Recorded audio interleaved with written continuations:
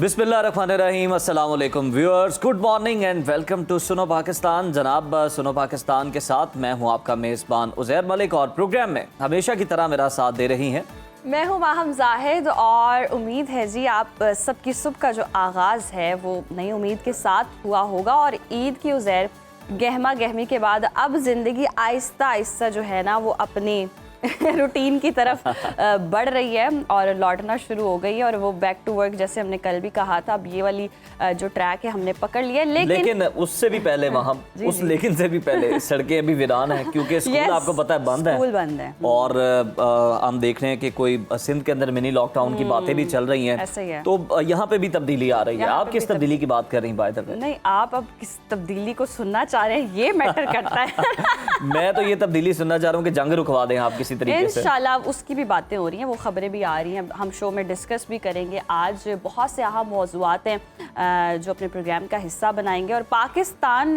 जी जिसने मुज़ाकरात की पेशकश की है ईरान और अमेरिका के दरमियान जंग को ख़त्म करने में, देखते हैं मददगार साबित होगी या नहीं होगी। और इस 15 नकाती अमरीकी एजेंडे और ईरान की 6 सख्त शराइत भी तज्जिया जो है इस पर भी हम करेंगे कि जो अमरीकी क़यादत की मुमकिन इस्लामाबाद आमद से जुड़ी सारी बातें हैं उस पर भी गौर करेंगे। और इसके साथ साथ मुआशी महाज पर जी बड़ी खबर ये है कि गुज़श्ता रोज़ जो इम्पोर्टेंट खबर है, सोने की कीमतों में 43,000 रुपए से जायद की तारीखी कमी हुई है। खवातीन की तो चांदी हो गई जिन्होंने खरीदना है, लेकिन सरमायाकार थोड़े से परेशान है, उलझन में है।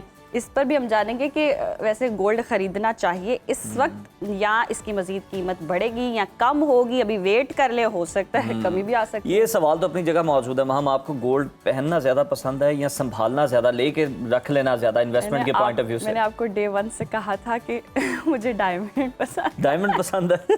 यस, कोई तब्दीली नहीं आई पसंद में, यानी गोल्ड पहना आपको को बहुत ज्यादा पसंद नहीं है। कुछ लोगों को नहीं होता, खवातीन को उन्हें जमा करने का शौक, और अगर आप पहन लिया तो फिर आप चोरों से बचते रहें, तो इसलिए आप वैसे ये भी ठीक है, लेकिन पंजाब के हालात बेहतर है, वहाँ आप कहीं और जाएं तो फिर आप एहतियात करें। खैर जनाब, जंग और मईशत के साथ साथ आपकी जो सेहत है वो जनाब हमारी अवलीन तरजीह रहती है। और ईद के भारी नाश्तों के बाद अब मैदे को नॉर्मल रूटीन पर कैसे लाना है, इस पर माहिरीन की राय हम शामिल करने वाले हैं।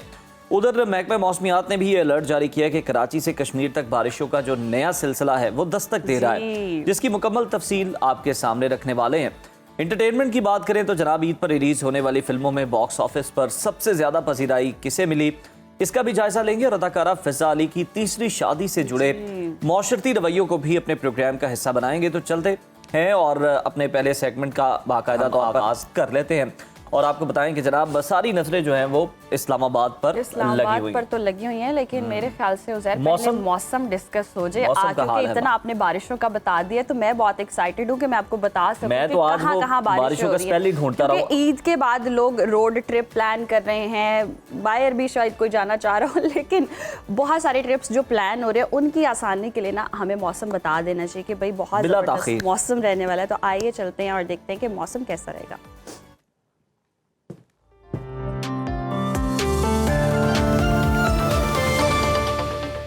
नाज़रीन, मुल्क के बेशतर इलाकों में मौसम खुश्क रहेगा, ताहम गिलगित बल्तिस्तान, कश्मीर और मुल्हिका पहाड़ी इलाकों में चंद मकामात पर तेज हवाओं और गरज चमक के साथ बारिश मुतवक्के है। मुख्तलिफ शहरों में मौसम की क्या सूरत हाल है आइए जान लेते हैं। और हमेशा की तरह सबसे पहले बात करेंगे बुलंद बाला पहाड़ों की सरजमीन गिलगित बल्तिस्तान की, जहाँ मौसम खुश्क और मतला जुज़वी अब्र आलूद रहने का इम्कान है। गिलगित का टेम्परेचर देख लेते हैं। यहाँ पर हम देख रहे हैं ज़्यादा से ज़्यादा दर्जा हरारत है 14 और कम से कम 4 डिग्री तक गिरने का इम्कान है, जबकि स्कर्दू में ज़्यादा से ज़्यादा दर्जा हरारत है 8 और कम से कम -1 डिग्री तक गिरने की तवक्को है। महकमा मौसमियात के मुताबिक आइंदा 24 घंटों के दौरान चंद मकामात पर गरज चमक के साथ हल्की बारिश का भी इम्कान है। सयाहों की जन्नत आज़ाद कश्मीर के मौसम के हवाले से अगर आपको बताएं तो यहाँ पर जी मौसम खुश्क और मतला अब्र आलूद रहने का इम्कान है। दारुल हुकूमत मुजफ्फराबाद का रुख करते हैं। यहाँ पर हम देख रहे हैं ज़्यादा से ज़्यादा दर्जा हरारत है 25 और कम से कम 14 डिग्री रहने का इम्कान है, जबकि श्रीनगर में हम पारा देख रहे हैं ज़्यादा से ज़्यादा है 19 और कम से कम 8 डिग्री रहने का इम्कान है। मौसम का हाल बताने वालों ने आइंदा 24 घंटों के दौरान चंद मकामात पर तेज़ हवाओं और गरज चमक के साथ बारिश का इम्कान जाहिर किया है। और अब आपके साथ शेयर करेंगे मेज़बानों की धरती यानी कि खैबर पख्तूनख्वा का मौसम। यहाँ पर हम देख रहे हैं सूबे के बेशतर अजला में मौसम खुश्क रहने का इम्कान है। सूबाई दारुल हुकूमत पेशावर की बात करते हैं, यहाँ पर ज़्यादा से ज़्यादा जो टेम्परेचर है वो है 29 और कम से कम 17 डिग्री रहने का इम्कान है। सवात की बात करें जिसे पाकिस्तान का स्विट्ज़रलैंड कहते हैं, यहाँ पर ज़्यादा से ज़्यादा टेम्परेचर है 14 और कम से कम 4 डिग्री तक गिरने की तवक्को है। महकमे मौसमियात के मुताबिक आइंदा 24 घंटों के दौरान वज़ीरिस्तान, डीआई खान, बन्नू, चित्राल, मालाकंड, दीर, कोहिस्तान, सवात, कुर्रम, खैबर में तेज़ हवाओं और गरज चमक के साथ बारिश का इम्कान है, जबकि चंद मकामात पर याला बारी की भी तवक्को है। और अब नज़र डालेंगे 5 दरियाओं की सरजमीन पंजाब के मौसम पर। सूबे के बेशतर अजला में मौसम खुश्क रहने का इम्कान है। बागों के शहर लाहौर लिए चलते हैं आपको। यहाँ पर हम देख रहे हैं ज़्यादा से ज़्यादा दर्जा हरारत है 31 और कम से कम 18 डिग्री रहने का इम्कान है, जबकि शहर बेमिसाल इस्लामाबाद की बात की जाए तो यहाँ पर ज़्यादा से ज़्यादा पारा है 29 और कम से कम 17 डिग्री रहने की तवक्को है, जबकि औलिया के शहर मुल्तान में हम ज़्यादा से ज़्यादा दर्जा हरारत देख रहे हैं 32 और कम से कम 19 डिग्री रहने का इम्कान है। महकमा मौसमियात के मुताबिक आइंदा 24 घंटों के दौरान मरी, गिलियात और गिरदोनवाह में तेज़ हवाओं और गरज चमक के साथ हल्की बारिश का इम्कान है। ताहम डीजी खान, मुल्तान, बहावलपुर, बहावलनगर में तेज़ हवाओं और आंधी और गरज चमक के साथ बारिश और चंद मकामात पर याला बारी की भी तवक्को है। और अब बात करेंगे कुदरती ज़खायर से मालामाल सूबे यानी कि बलोचिस्तान की, जहां हम देख रहे हैं सूबे के बेशतर अजला में मतला जुज़वी अब्र आलूद रहेगा। कोयटा का रुख करते हैं, यहाँ पर ज़्यादा से ज़्यादा दर्जा हरारत है 16 और कम से कम 9 डिग्री तक गिरने का इम्कान है। महकमा मौसमियात के मुताबिक आइंदा 24 घंटों के दौरान कोयटा, ज़ियारत, चमन, पशीन और मस्तूंग में तेज़ हवाओं और गरज चमक के साथ बारिश का इम्कान है। ताहम इस दौरान चंद मकामात पर याला बारी की भी तवक्को की जा रही है। और हमेशा की तरह आखिर में आपके साथ शेयर करेंगे सूबा सिंध का मौसम, जहां हम देख रहे हैं सूबे के बेशतर अजला में मौसम खुश्क रहेगा। शहर कायद कराची की बात करते हैं, यहाँ पर ज़्यादा से ज़्यादा टेम्परेचर है 31 और कम से कम 23 डिग्री तक रहने का इम्कान है, जबकि हैदराबाद में ज़्यादा से ज़्यादा दर्जा हरारत है 36 और कम से कम 23 डिग्री रहने की तवक्को है। और आइंदा 24 घंटों के दौरान सिंध के बालाई अजला में मतला अब्र आलूद रहने का इम्कान है।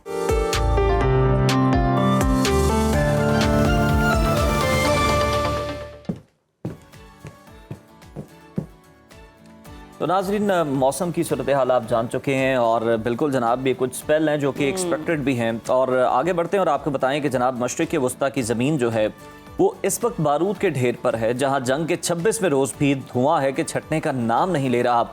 लेकिन इस संगीन सूरत हाल में अब सिफारतकारी की एक मध्यम सी रोशनी दिखाई देने लगी है। अमरीकी सदर डोनाल्ड ट्रंप जो अब तक जंगी लहजा अपनाए हुए थे, अब इसका जिम्मेदार अपने ही वज़ीर दिफा पीट हेग्सेथ को ठहराते हैं। ऐसा दिखाई दे रहा है कि अमेरिका इस जंग से निकलने के जतन भी कर रहा है और दूसरी तरफ व्हाइट हाउस का फील्ड मार्शल सैयद आसिम मुनीर और सदर ट्रंप के दरमियान अहम टेलीफोनिक राबते की तस्दीक करना और आला अमरीकी क़यादत की पाकिस्तान मुमकिना आमद पाकिस्तान की खारजा पॉलिसी की बड़ी कामयाबी है।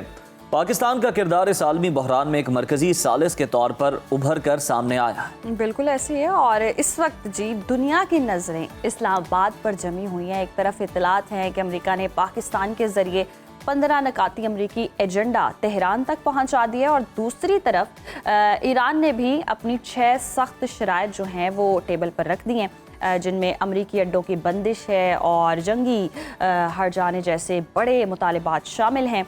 इसके साथ साथ बरतानिया के वज़ीर आज़म कियर स्टार्मर ने भी खबरदार किया है कि ये तनाज़ा मुख्तसर नहीं होगा। इन तमाम पेचीदा डेवलपमेंट्स पर गुफ्तगू करने के लिए हमारे साथ मौजूद है माहिर दिफाई अमूर रिटायर्ड अहमद सईद मिनहाज साहब। उनसे इस मौजू पर बात करते हैं। बहुत शुक्रिया ब्रिगेडियर साहब आपके वक्त का। Welcome to Suno Pakistan. सबसे पहले तो ये बताएं कि ये अहम डेवलपमेंट्स जो हो रही हैं, फील्ड मार्शल आसिम मुनीर और ट्रंप के बराह रास्त राब्ते के बाद पाकिस्तान का सिफारती वज़न आलमी सतह पर कितना बढ़ गया है और एक मुमकिना सालिस के तौर पर क्या इस्लामाबाद, तेहरान और वाशिंगटन को एक मेज़ पर लाने में कामयाब हो जाएगा? बिस्मिल्लाहिर्रहमानिर्रहीम। देखिए, इसमें कोई दो राय नहीं है। इस वक़्त जो हालात हैं मशरिक़ वस्ता की जंग को लेकर, उसमें पाकिस्तान का जो कलीदी किरदार रहा है, चाहे वो पॉलिटिकली हो, मोरली हो, डिप्लोमेटिकली हो, उन तमाम के अंदर पाकिस्तान ने अपने कार्ड्स को बेहतरीन तरीके से खेला है, स्पेशली डिप्लोमेटिक लेवल के ऊपर। जिस तरह मिलिट्री डिप्लोमेसी की गई या फॉर दैट मैटर हमने पॉलिटिकल डिप्लोमेसी या हार्डकोर डिप्लोमेसी जो की है, उसके खातिर खा नताइज अब दुनिया के सामने आना शुरू हो चुके हैं। प्रेसिडेंट ट्रंप का डायरेक्ट बात करना फील्ड मार्शल आसिम मुनीर साहब का उनके स्टेचर को भी जाहिर करता है, पर्सनल स्टेचर को भी, वो पाकिस्तान की मिलिट्री के वकार को भी जाहिर करता है। अब ओवरऑल अगर देखा जाए तो ईरान और सऊदी अरब के दरमियान रिप्रोचमा या फॉर दैट मैटर एक बैलेंस रिलेशनशिप, ये वैसी एक डेलिकेट किस्म की जो है वो एक ज़रूरत थी, जैसे कि पाकिस्तान ने एक डेलिकेट किस्म का रिलेशनशिप रखा हुआ है चाइना और अमेरिका के दरमियान भी, तो उसी तरीके से मिडिल ईस्ट के अंदर भी तमाम ममालिक को साथ लेके चल रहे थे। अब पाकिस्तान मरकज़ निगाह है इस वक्त, क्योंकि दुनिया मुतहम्मल नहीं हो सकती है कि एक प्रोट्रैक्टेड किस्म की जंग हो, एक लामुतनाही किस्म की जंग हो कि जिससे दुनिया की इकोनॉमी जो है वो रिसेशन का शिकार हो जाए, कि ऑलरेडी इंडिकेटर्स आना शुरू हो चुके हैं।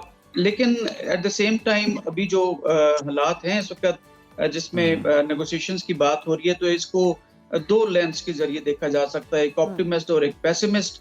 ऑप्टिमिज्म के हिसाब से देखा जाए तो सीम्स टू बी गुड कि जितनी जल्दी ये जंग खत्म हो जाए, ताकि जो हमारी तरह के डेवलपिंग कंट्रीज हैं उनकी इकोनॉमी जो है मजीद किसी चैलेंज का शिकार ना हो।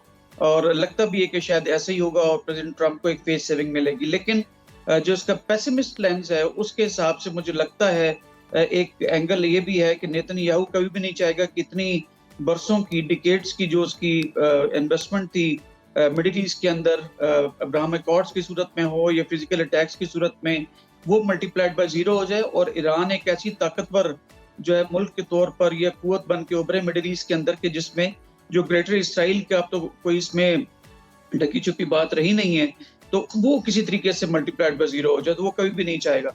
तो लिहाजा ये भी एक एंटिसिपेट किया जा रहा है कि शायद ये टाइम गेन करने का एक बहाना है या 5 दिन के लिए जो प्रेसिडेंट ट्रंप ने बात की है, क्योंकि उसको भी लग रहा है प्रेसिडेंट ट्रंप को भी कि वो मिड टर्म इलेक्शंस जो हैं अपने वो नवंबर में होने वाले, उसको जीत नहीं पाएगा। तो लिहाजा अगर उसने जंग में रहे तो उसको तब जाके शायद दवाम मिले उसके, ये मिड टर्म इलेक्शंस ना हो सके, अदरवाइज तो नौश्ता दीवार है कि शायद वो अपने इलेक्शंस को नहीं जीत पाएंगे।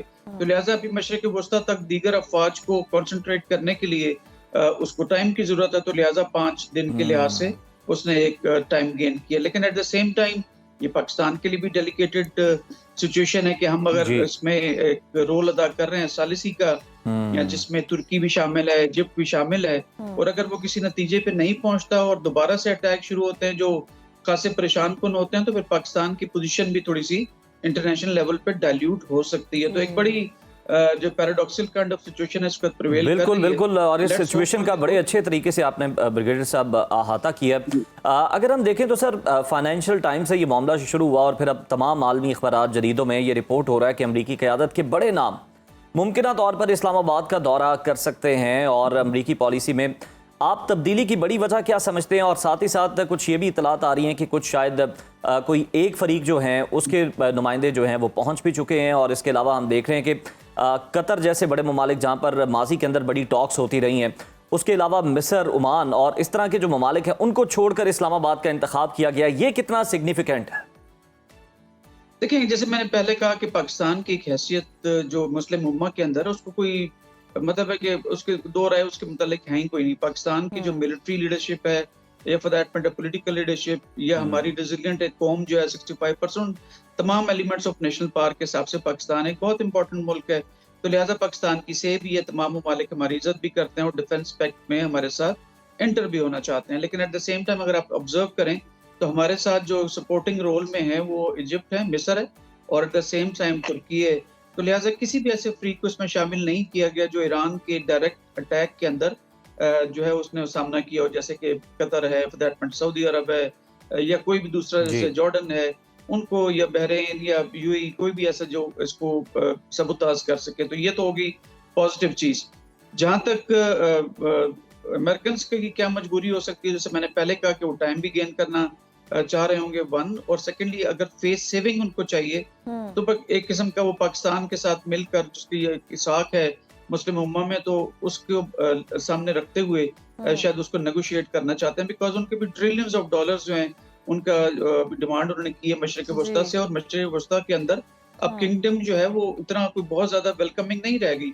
मजीद ये कि वहां पर जो लोकल एक अपराइजिंग का जो खदशा है वो तूल पकड़ता जा रहा है, और मुख्तलिफ एनालिस्ट इसके मुतालिक लिख भी रहे हैं कि अरब स्प्रिंग 2 हो सकता है अपनी किंगडम्स के खिलाफ, जो कि अमेरिकन के साथ खड़े हुए, और उसकी वजह से उनके मुल्कों के ऊपर ईरान ने अटैक भी किए। तो लिहाजा एक प्रेसिडेंट ट्रम्प के लिए भी एक चैलेंजिंग सिचुएशन है, एट द सेम टाइम बिल्कुल ब्रिगेडियर साहब, चैलेंजिंग सिचुएशन तो है। अब अगर हम ईरान की तरफ से देखें, जो मुतालिबात हैं या जो शराइत रखी गई हैं हट जाने की, उसके साथ साथ हम देख रहे हैं अड्डों की बंदिश की, आपको लगता है अमेरिका ये सारी बातें मानेगा, ये शराइत मानेगा? देखिए 15 शराइत रखी हैं अमेरिकन ने, और 5 बड़ी लॉजिकल किस्म की शराइत रखी हैं ईरान ने, कि जिसमें अड्डे यहाँ से खत्म करना, और उनको अपना हरमोज में टैक्स लगाने की बात, फिर डैमेज की जितना उनका अभी तक हो चुका है। वो कहते हैं कि तकरीबन $80 बिलियन का उनका नुकसान हो चुका है अब तक, मतलब जब से ये आई है इनके पास इनकलाब आया था, और उसके बाद इनके एसेट्स भी फ्रीज हैं दीगर वेस्टर्न ममालिक के अंदर, उन सबको जो है अनफ्रीज करना, ये तमाम रिक्वायरमेंट्स तो ईरान ने दी हैं, जो कि सैंक्शन हटाना, ये सब कुछ। लेकिन बात यह है कि उनकी भी 15 अगर डिमांड्स को देखा जाए तो इंतहाई सख्त हैं। वो तो कहते हैं कि आप जितने आपके न्यूक्लियर जो रिएक्टर्स हैं उनको टोटल खत्म कर दें, और जितनी यूरेनियम आपके पास है वो अमेरिकन के हवाले कर दें, जो कि मेरा नहीं ख्याल कि उसको कबूल करेंगे। इसी तरह इनकी जो 5 शराइत हैं ईरान की, वो भी खासी सख्त हैं। तो लिहाजा जब नेगोशिएटिंग टेबल पे बैठेंगे तो सबसे हार्ड पोजीशन जब भी बैठते हैं अफ्रीकन, तो हार्ड पोजीशंस लेके बैठते हैं, ताकि डिस्कशंस के दौरान जो दोनों की हार्ड पोजीशंस हैं वो कुछ एक स्टेप बैक करते हुए, साइड स्टेपिंग करते हुए आप कोशिश करेंगे कि आप कोई दरमियानी रास्ता इख्तियार कर सकें। अगर दोनों अफ्रीकन जो है वो नरम पोजीशन रखें, नरम शराइत रखें, तो फिर नेगोशिएशंस उस तरह से नहीं हो सकती, और अपनी आवाम को जो है वो मुतमईन करना भी दोनों ममालिक के लिए मुश्किल होगा। तो लिहाजा हार्ड शराइत मैं नहीं समझता कि वो सामने जो भी आई हैं उसमें कोई मायूसी का फैक्टर इस पर प्ले करना चाहिए, मैं नहीं समझता ऐसे, क्योंकि ममालिक ऐसे ही करते हैं। लेकिन जब नेगोशिएटिंग टेबल पे बैठेंगे तमाम प्रोज एंड कॉन्स को देखा जाएगा, और अगर इन कैमरा इसकी ब्रीफिंग वगैरह होती रही, जैसे जैसे डेवलपमेंट होती है, तो लोगों का एतमाद भी बढ़ेगा। लेकिन मेरे ख्याल में खासी चीजें ऐसी होंगी जो बिहाइंड द सीन्स चल रही होंगी, क्योंकि दोनों ममालिक को इस वक्त अपनी आवाम को देखना होगा। बिल्कुल, अपनी आवाम को भी मुतमईन करना है, और टैक्स पेयर्स का जो पैसा है वो भी यूज हो रहा है। अहमद साहब, इसराइल को अगर हम देखें तो वो इस पूरे मंजरनामे में कहाँ खड़ा हुआ नजर आता है? क्या डोनाल्ड ट्रंप नेतन्याहू को किसी भी मुआहदे पर राजी कर पाएंगे, या फिर उनकी अपनी जो इक़्तिदार की बली है वो चढ़ेगी इसराइली ख्वाहिशात की वजह से? देखिए, पावर कोई भी छोड़ना नहीं चाहता है। प्रेसिडेंट ट्रंप कभी भी नहीं चाहेंगे कि अपने इक़्तिदार की बलि चढ़ा दें नेतन्याहू के लिए। अब तो नेतन्याहू जो है इवन अमेरिका के अंदर ये राइटिस्ट जो इंतहा पसंद ज्यूज हैं, इवन उसमें वो पॉपुलर नहीं रहा है। अब आई डोंट नो इसमें कितनी सदाकत है कि वो मारा गया या जिंदा है, लेकिन अपनी पर्सनैलिटी के हिसाब से नेतन्याहू जो है वो अपने कौम के साथ हमेशा वो बढ़के मारता वो नजर आता रहा, लेकिन अभी वो उसको वो भी नजर नहीं आ रहा है। इस वक्त जो इसराइल है वो मेरे ख्याल में बैकफुट के ऊपर खुद भी चला गया, क्योंकि तल अवीव के ऊपर या हैफा के ऊपर इस तरह के अटैक्स माजी में कभी उसकी मिसाल मिलते ही नहीं है, और अब तो वहां से ज्यूज भी भाग रहे हैं, और जो है वो नेतन्याहू की उतनी से नहीं रहेगी। तो इस वक्त मुकम्मल अमेरिका को अपनी साख की पड़ी हुई है। तो इसराइल तो बहुत पीछे चला गया मेरे ख्याल के अंदर, क्योंकि यूनिपोलर वर्ल्ड जिसमें एक सोल सुपर पावर का स्टेटस था, साख थी अमेरिकन की, वो प्रेसिडेंट ट्रंप के इस तरह के जज्बाती फैसले और अंडर एस्टिमेशन करना ईरान को और अपने आप को ओवर एस्टिमेट करना मेरे ख्याल में उसकी जड़ों में बैठ गया। तो अब मैं ये भी समझता हूँ कि अमेरिका के अंदर जो 2 पॉलिटिकल पार्टीज का एक रजीम होती थी, डेमोक्रेट्स या रिपब्लिकन्स की, अब वहां पर भी मल्टी पार्टी जो है वो पॉलिटिक्स हुआ करेगी। ये तमाम चीजें इस वक्त कार्ड्स के ऊपर है, लेकिन ये तमाम चीजें सही मानों में क्रिस्टल क्लियर होंगी जब अब नवंबर के अंदर वहां पर प्रेसिडेंशियल इलेक्शन होंगे। तो ये तमाम चीजें इस वक्त दुनिया के सामने, लेट्स सी व्हाट हैपेंस। बिल्कुल, दुनिया के सामने आने वाले वक्तों में ये सारी चीज़ें आएंगी, और अब जैसे मुज़ाकरात की बात हो रही है, वी होप कि कामयाब भी हो जाएं। ब्रिगेडियर साहब, आबनाए हुर्मस की बात हो रही थी, उसके लिए जो नए कानूनी निज़ाम का ईरानी मुतालबा है वो आपको किस हद तक काबिल अमल लगता है, और क्या चीन और रूस और जापान जैसे बड़े ममालिक ईरान के तहफ़्फ़ुज़ात दूर करेंगे? देखिए, अमनाए हुर्मुज़ में कोई शक नहीं, दुनिया के 20% जो है ऑयल की तरसील यहाँ से होती है, और इसके बंद होने से या इसके ऊपर सिर्फ चेक लगाने से, जैसे कि उनके फॉरेन मिनिस्टर भी कह रहे हैं ईरान के कि हमने रुख बंद नहीं किया हुआ, हमने सिर्फ इसके ऊपर चेक्स एक्सरसाइज किए हैं। तो ये ईरान का बेसिकली राइट भी है कि उनके पानियों में से अगर जहाज गुजरे तो टैक्स तो सारी दुनिया देती है। हाँ, ये जरूर है कि वो टैक्स का जो लेवल है, ये टैरिफ का जो लेवल्स हैं, वो 200 ममालिक के हिसाब से कुछ कम हो और जो थोड़े से अमीर मुल्क के हिसाब से ज्यादा हो। लेकिन ईरान के पानियों के हिसाब से उसका ये एक इनहेरिटेड राइट है, जो पहले सैंक्शंस की वजह से या धमकियों की वजह से इस तरह की चीजें नहीं होती थी। यही वजह है कि ईरान जो है वो आइसोलेटेड रहा मशरिक वस्ता की जानिब से, जितने ममालिक हैं जो ऑयल प्रोड्यूस करते हैं। लेकिन इस वक्त उसकी जो डिमांड है वो किसी भी सॉवरन स्टेट के लिहाज से जायज है, मैं समझता हूँ। लेकिन ये एनर्जी की जो यहाँ से पास थ्रू होएगी तो उसकी प्राइसेस को बढ़ाने की तरफ एक किरदार अदा कर सकता है। लेकिन मेरे ख्याल में जब ये मिल के बैठ के बात करेंगे तो वो टैरिफ उस नौयत का नहीं होगा। ऐसे ही जैसे बाबुल मंदब से या for that matter straight of Malacca से जब जहाज गुजरते हैं तो इंडोनेशिया, सिंगापुर को और मलेशिया को पैसे देते हैं वो लोग। बिल्कुल अहमद साहब, आप सही दुरुस्त फरमा रहे हैं सर कि ये इनहेरिटेड राइट है ईरान का अपना हुर्मस के ऊपर, और किसी की भी इजारादारी इस पे कबूल नहीं की जा सकती। और एक बड़ी अच्छी ईरानी सिफारत खाने की जानिब से एक मीम भी जो है वो जारी की गई है कि एक स्टेयरिंग के अलावा हम देख रहे हैं कि साइड पे एक वो बच्चों वाला स्टेयरिंग लगाया गया। आपकी नज़र से भी वो गुजरी होगी कि जनाब यूं मिल के कंट्रोल करेंगे, चलाएगा ईरान ही, लेकिन खुश करने के लिए अमेरिका को भी साइड सीट पे, पैसेंजर सीट पे एक स्टेयरिंग दिया जाएगा डमी। अच्छा अहमद साहब, इस सारे मंजरनामे में हम देख रहे हैं कि यूरोप जो है वो अमेरिका से दूर हो रहा है। बरतानवी वज़ीर आज़म का तवानाई बहरान पर फोकस है कि यूरोप इस जंग में अमेरिका का साथ छोड़ने पर मुकम्मल तौर पर मजबूर हो सकता है। देखिए, मेरे ख्याल में साथ ऑलरेडी छोड़ चुके हैं। यूरोपियन यूनियन ने एक स्टेटमेंट जारी कर दी कि हमारी जंग नहीं है, लिहाजा इसके अंदर हम पार्टिसिपेट नहीं करेंगे। यूके चूंकि एक बड़ा स्ट्रॉन्ग अलायर है अमेरिका का, तो इसलिए उसने एक आध अपनी अबदोस यहाँ पे भेजी जरूर है, लेकिन वो भी सिंबॉलिक है। मेडिटेरेनियन सी के अंदर इस वक्त मौजूद है, लेकिन कोई बहुत ज्यादा कोई अफवाज वो लेके नहीं आ रहे हैं। इसी तरीके से नेटो जो है उसने टोटली हाथ खड़े किए हैं। क्वाड जो बनाया गया था पैसिफिक के हिसाब से, एशिया पैसिफिक, उसमें जापान ने मना कर दिया, इंडिया का कोई रोल इसके अंदर नजर नहीं आ रहा। तो क्वाड नेटो का जो अलायंस है वो भी खत्म हो रहा। अब तो यूरोपियन कंट्रीज जो हैं वो डायरेक्ट बात कर रहे हैं रशिया से अपनी गैस के लिए और तेल के लिए, एट द सेम टाइम वो ईरान से भी बात कर रहे हैं। तो जो अमेरिका का कलीदी किरदार हुआ करता था मशरिक वस्ता में प्रोटेक्शन या सिक्योरिटी आउटसोर्स जो कर रखी थी ममालिक ने, वो उसका भी वहां पे डाइल्यूट हो चुका। इस वक्त अमेरिकन बड़े वाजे तौर पर जो दुनिया में ममालिक को आइसोलेट करते थे वो खुद आइसोलेट हो चुका है। ये सिर्फ और सिर्फ गलत पॉलिसीज, 1 नेतन्याहू के पीछे खड़ा होना, 2 और नंबर 3 जो डीप स्टेट है उसमें अमेरिका के अंदर जो अपने इलेक्शन जो है अपनी मर्जी के हिसाब से वो शिफ्ट करते हैं डेमोक्रेट्स और रिपब्लिकन्स के दरमियान, उनका जो है मंजर आम पे जो है वो इस तरह से खुल के आ जाना। 3 और last but not the least, over estimate करना अपने आप को कि 4 दिन के अंदर हम ईरान को सब्जुगेट कर लेंगे, और अंडर एस्टिमेट करना ईरान को कि जो है वो ये कुछ भी जो है वो बिल्कुल ब्रिगेडियर साहब, ये सारे पॉइंट्स आ गए और ये बस इन्होंने गलती की है और वाकई इनकी कोई प्लानिंग नहीं थी, और यही सोचकर इन्होंने जब ये सारा कुछ किया है तो इनको नाकामी का सामना करना पड़ा भी आपके वक्त का। और अब जी नई डेवलपमेंट्स ये हैं कि मुज़ाकरात की बातें हो रही हैं, पाकिस्तान जी सालिसी का किरदार अदा कर रहा है, और इसका जो इफ़ेक्ट है वो पाकिस्तान पर भी ऑब्वियसली आएगा। और बड़ी जो सख्त शराइत है ईरान की जानिब से वो रखी गई हैं। अब देखना ये कि अमेरिका मान सकता है या नहीं, या ईरान अमेरिका के मुतालिबात हैं वो मानेगा नहीं। ये और माहम आप इसके साथ साथ आप देखें कि वज़ीर आज़म शहबाज शरीफ जो हैं जब वो ट्वीट करते हैं और फिर साथ वो जिन शख्सियात को टैग करते हैं, अमेरिकन हुकाम को जब वो टैग करते हैं, डोनाल्ड ट्रंप को टैग किया जाता है, तो उसके अलावा आप देखें कि इस्लामाबाद की जो इंपॉर्टेंस है वो कितनी बढ़ गई है। जो लोग ये बातें करते थे कि जनाब हमारे दुश्मन ममालिक भी ये बातें करते थे, और आप उन्हीं की ज़बान भी कुछ लोग बोलते थे कि जनाब पाकिस्तान जो है वो सिफारती तौर पर तनहा हो गया है और पाकिस्तान की कोई इंपॉर्टेंस नहीं है। तो जनाब ये इंपॉर्टेंस आपके सामने है।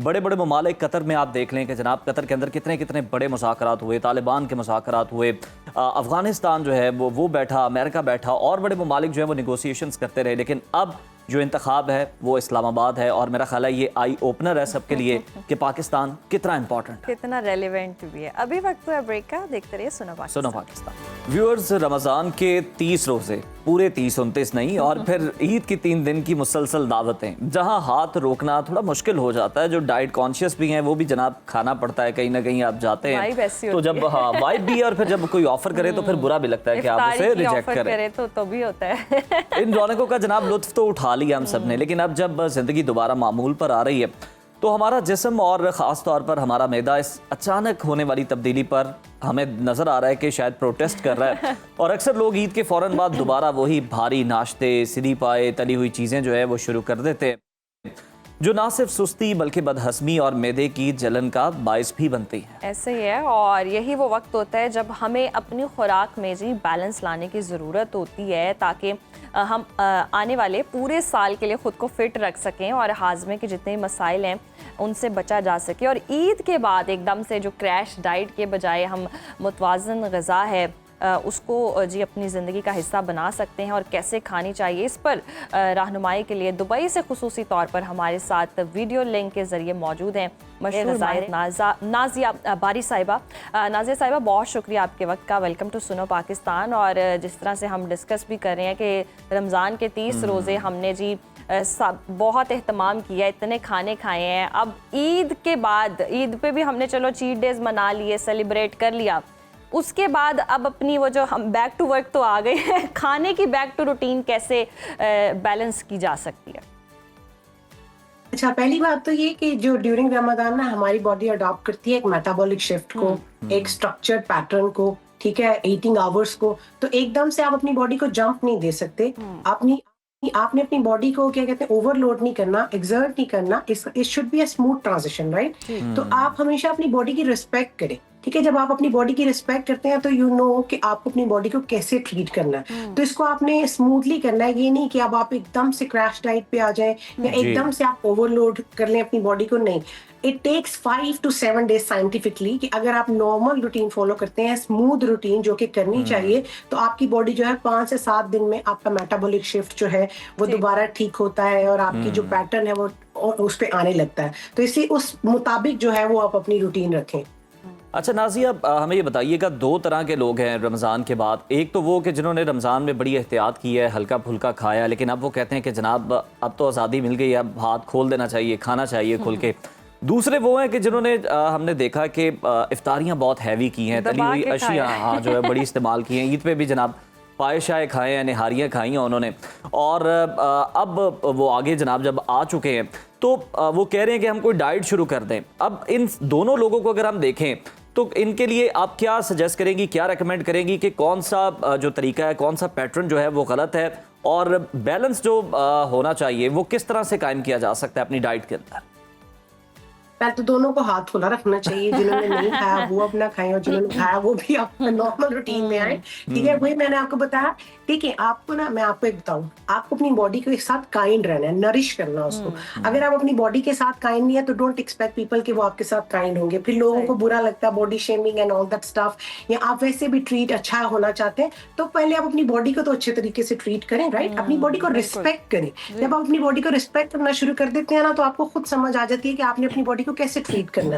अब आपने पूरा रमजान आपने किसी के लिए नहीं किया, आपने अपने लिए किया और अल्लाह ताला के लिए किया, ठीक है। आपने किसी के ऊपर कोई एहसान नहीं किया।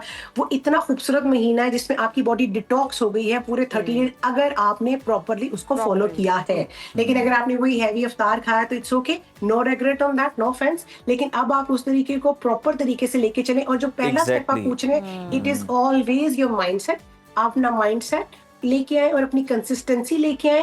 अपने फूड प्लान को ऐसे करें जिसमें प्रोटीन हो ताकि आपको मसल्स को सपोर्ट मिले। इसमें आपका जो कॉम्प्लेक्स कार्बोहाइड्रेट्स हो ताकि आपकी एनर्जी को वो मिले। इसमें आपके साथ जो फाइबर हो ताकि आपकी डाइजेशन सिस्टम को मिले। इसमें प्रॉपर फैट्स हो आपकी क्या कहते हैं मेटाबॉलिक हेल्थ के लिए। तो आपने इस तरीके से अपनी जो प्लेट को डिजाइन करना है। अब आप अगर जो भी आपने इन पिछले 30-35 दिन में किया है, अब इससे निकलने के लिए आपको 5-7 दिन दिन आराम से इसको शिफ्ट चाहिए, क्योंकि अगर आप अपनी बॉडी को फोर्स करेंगे तो वो 5-7 दिन से आपके साथ 14 दिन भी हो सकते हैं, 14 दिन से आपके 30 दिन भी हो सकते हैं। इसलिए बेटर कि सॉफ्टली एंड स्मूथली ट्रांजिट करें 5 से 7 दिन के अंदर, एंड देन स्टार्ट योर जो रूटीन है आपकी एक balance healthy lifestyle, because healthy lifestyle is the long term commitment. ये नहीं है कि आपने 1 महीना करनी है, 2 महीने करनी है, या आपको लॉन्ग लाइफ लेके चलनी है, तो उस हिसाब से अपने आप का पैटर्न आप डिजाइन करें। अच्छा नाज़िया साहिबा, कुछ ऐसे लोग भी होते हैं जिनका तो चलो वेट गेन होता है, उनको तो एक डाइट उस तरह से प्लान करनी है। कुछ लोग ये होते हैं कि उनका वेट वो जो है वो बहुत कम हो जाता है,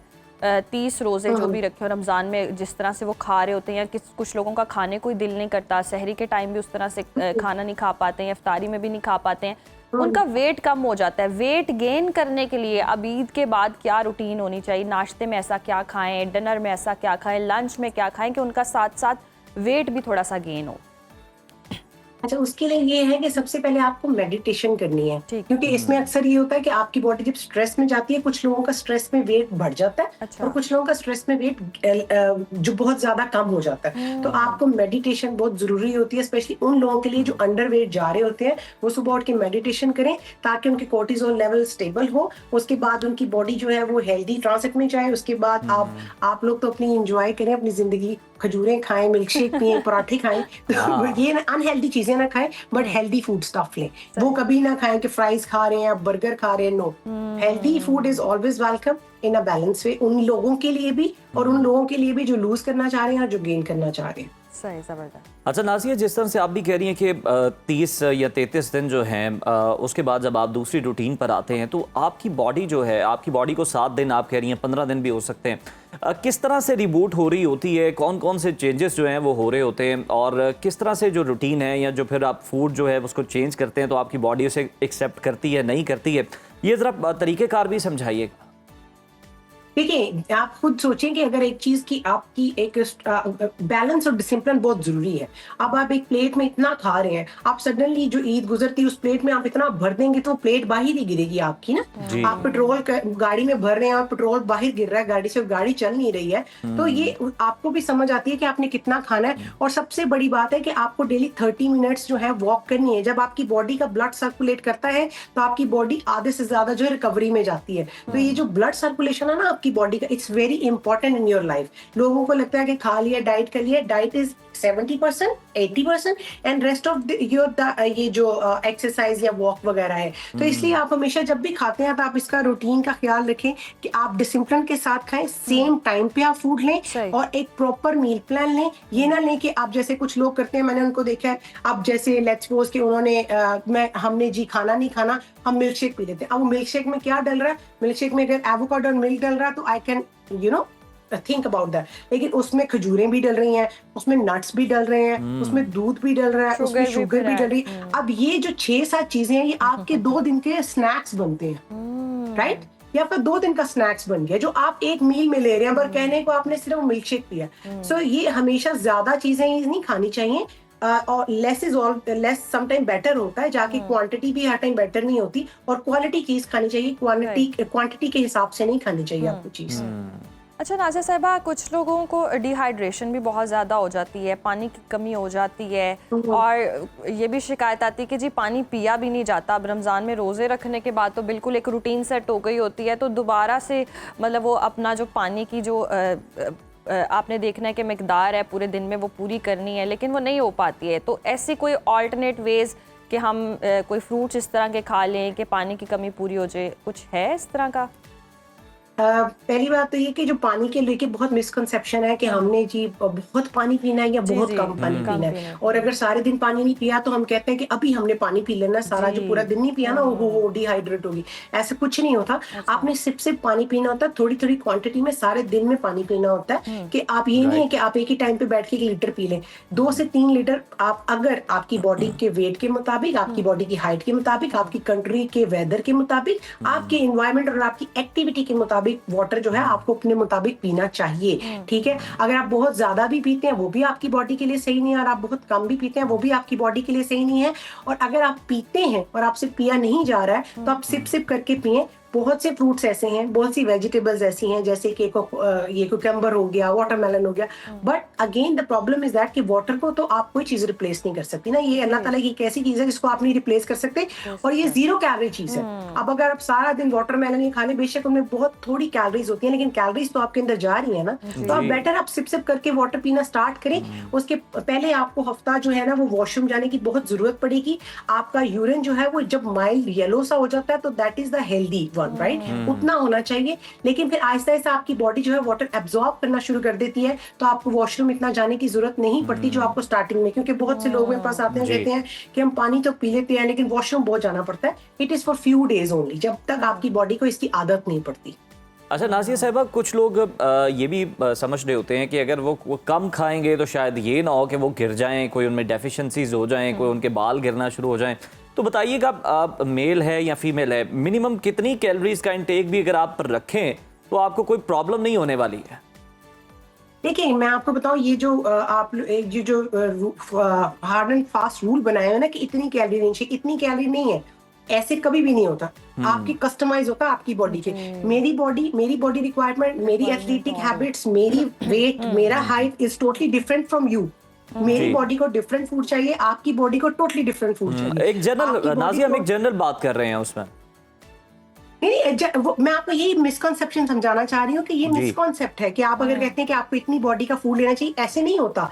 इसीलिए ये गूगल और चैट जीपीटी पे जो रिव्यूज आते हैं, इतनी बॉडी ले लो, लोग उसको देख के काम शुरू कर देते हैं। I myself tell about myself कि मेरे साथ लास्ट 2 months पहले हुआ है कि लास्ट ईयर मैं बहुत ज्यादा ट्रेवल कर रही थी एंड मैं अपनी क्या कहते हैं फूड के ऊपर प्रॉपर जो है फूड नहीं ले सकी। आप यकीन करें 2 महीने पहले I was on a bed, मुझसे उठा नहीं जा रहा था। When I went for my test तो मेरी बॉडी का एकदम 7 kg वेट बढ़ा, क्योंकि मेरी बॉडी इन्फ्लेम्ड कर गई, क्योंकि मेरे अंदर आयरन की डेफिशिएंसी होगी और विटामिन डी की, राइट। तो आप ये देखें कि आपको नहीं पता, मुझे एकदम से लगा कि मेरी किडनीज में कोई प्रॉब्लम ना होगी। I run to the hospital, वहां जाके पता चला कि मेरा जो आयरन लेवल बहुत लो है, मेरा विटामिन डी लो है, और सडनली मैं इन्फ्लेम्ड कर गई और मेरा 7 kg वेट बढ़ गया, राइट। तो आप खुद सोचें कि अब आप कैसे बता सकते हैं। मैं कैलोरीज पूरी ले रही थी लेकिन मैं हेल्दी कैलोरीज नहीं ले रही थी, राइट। नाज़िया, लेकिन बात मुख्तसर यही है कि मतलब लोगों को ये समझाना है कि जो कोई अपना कैलोरी डेफिसिट करना भी चाहते हैं तो उन्हें कोई आइडिया तो हो कि इतनी कैलोरीज भी अगर हम ले लेंगे तो हमारा काम चल जाएगा, इजीली स्मूथली चलेगा, हम अपने सारे टास्क परफॉर्म करेंगे, और मुख्तसर ये कि गिरने नहीं लगे। देखिए, हम पहले बात है कि कैलोरी डेफिसिट आप किस तरीके से कर रहे हैं, ठीक है। मैं आपको यही बात समझाना चाह रही हूँ कि ये आप लोगों के दिमाग में डालेंगे बात कि उनको उनकी बॉडी के मुताबिक लेनी है। ये आप बिल्कुल ये वाला जो हम लोग कॉन्सेप्ट देते हैं ना, ये उनका कॉन्सेप्ट खत्म कर दें अपने चैनल के थ्रू। और नाज़िया साहिबा, ये बिल्कुल ऐसे ही है जैसे आपकी स्किन टाइप ड्राई और आप ऑयली स्किन केयर कर रहे हो। आपको मैं बता दूं कि आपको 300 लेनी है एक टाइम पे, आपको 400 लेनी है, आपको 1500 लेनी है, 500 लेनी है, It doesn't matter। तो नाज़िया, ये जो पैरामीटर्स बने हुए हैं कि मेल को 2000 से 2500 कैलोरीज लेनी है, खवातीन को 1500 से 2000 लेनी है, ये फिर कहाँ स्टैंड करती हैं? देते हैं ना वो लोग, उसको फॉलो कर लेते हैं, बाकी सारी चीजें छोड़ देते हैं, पिछली हिस्ट्री वो सिर्फ उतनी सी बात। बिल्कुल दुरुस्त फरमाया, बहुत शुक्रिया नाज़िया साहिबा आपके वक्त का। और जी ये कहीं ना कहीं मिसकंसेप्शन जरूर है कि हम देखते हैं कि अगर फलां बंदा रील पर ये चीजें कर रहा है या इस तरह की डाइट कर रहा है तो आप उस चीज को अपना लेते हैं और आप भी क्रैश डाइट। हर किस्म की बाहम एक्सरसाइज या डाइट आपके लिए नहीं होती, आपकी बड़ी कस्टमाइज होती है। लेकिन एक हम ओवरऑल भी बात कर सकते हैं कि जनाब इतनी कैलोरीज भी अगर आप दिन में ले रहे हैं तो ठीक है, मतलब लोगों को फिक्रमंद होने की जरूरत नहीं कि जनाब अगर मैंने 2000 कैलोरीज अगर मेरी रिक्वायर्ड है और मैंने आज को 1500 ले ली तो शायद मुझे कोई मसला हो जाएगा, तो ऐसा नहीं होता ऐसा। लेकिन ये 2 राय हैं, उनकी भी राय है, आपकी भी राय है। लेकिन जो मुझे लगता है कि टेक्निकली आपको इस चीज़ पर ज़रूर सोचने की ज़रूरत है कि आप हर चीज़ को फॉलो ना करें। बाकी वो जो गूगल या AI से आपने पूछ लिया, उसने जनरलाइज करके आपको बता दिया, लेकिन आपकी बॉडी टाइप उस चीज़ को हो सकता है आप उस चीज़ से एलर्जिक हो और आपने उसका प्रॉपर आप प्लान लें किसी से, हम भी आपको ये रेकमेंड करेंगे। आप मशवरा ज़रूर करें और उसके बाद आप किसी ना किसी डाइट को फॉलो करें। देखिए, जिनका वेट जो है उन्होंने मेंटेन रखना है वो मशवरा करें, जिनका जो अंडर वेट है वो तो जनाब आजाद लोग हैं, खुशकिस्मत लोग हैं, जो मर्जी खाएं। वो बता नहीं रही कि इन्फ्लेमेशन हो और नो आइडिया कि आपका वेट गेन हो जाए, तो आपको एहतियात करने की जरूरत है खाने पीने के मामले। जिस तरह की हमारी खुराकें हो गई हैं, आर्टिफिशियल चीजें हो गई हैं, तो मतलब आप जंक फूड ना खाएं, अच्छी चीजें आप खाएं, हेल्दी डाइट आप खाएं ताकि जनाब मसल आए, ना कि आप पे फैट आता जाए। और एक्सरसाइज भी करें तो बेहतर हो जाएगा आई थिंक। अब हम ब्रेक पर ही चलते हैं, बहुत हो गया नाज़रीन, यहाँ वक्त है ब्रेक का, देखते रहे सुनो पाकिस्तान। नाज़रीन, शादियों का सीज़न है और हर तरफ शहनाइयाँ सुनाई दे रही हैं, खुशियाँ हैं, लेकिन इन खुशियों में एक ऐसा लम्हा भी छुपा होता है जो हर माँ बाप के जिगर को चीर देता है। ये वो लम्हा होता है जब एक बेटी अपने बचपन के आंगन को अलविदा कहती है।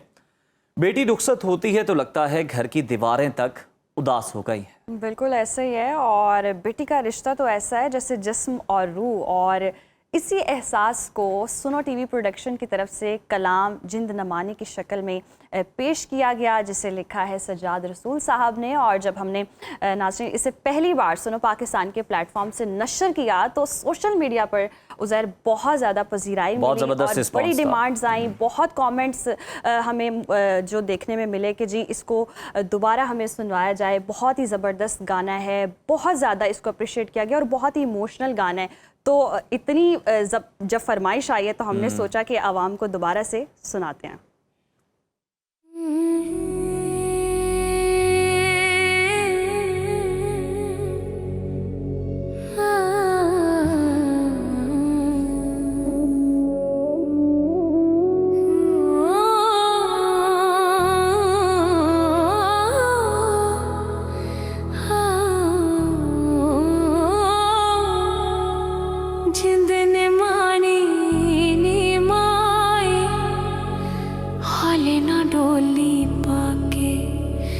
जिंद ने माने अजे पूरे ना होए जाके जिंद ने मानी है।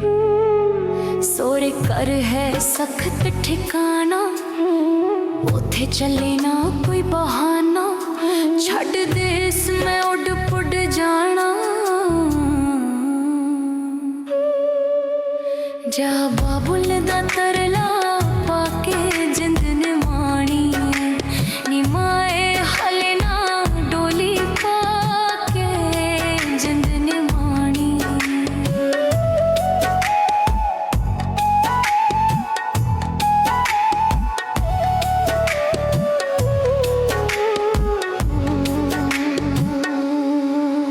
मेरे रोंदे ने गुड्डियां पटोले, कोई दर्द मेरे नू फोले, कि मैं करा मापे नजरा तो ले, मेरी सुन देना पैन पे राके जिंद ने मानी नी माए हले ना डोली पाके जिंद ने मानी है।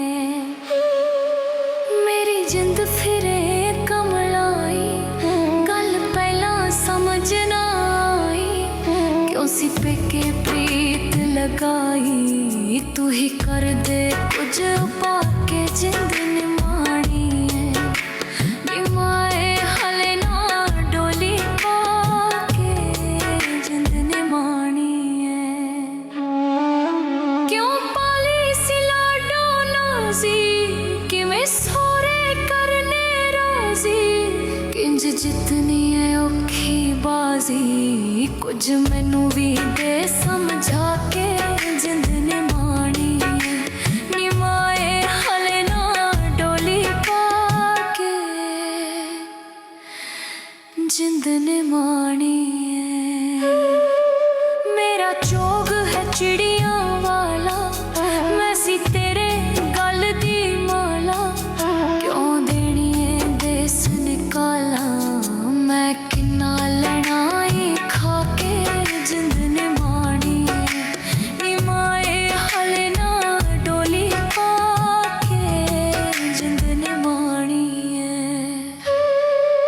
जे वसनी चलदा तेरा, दाज कर दे पूरा मेरा, साडा पंछी वांग बसेरा, मैनू वसन दे चच सिखा के जिंद ने मानी, निमाए हले ना डोली पाके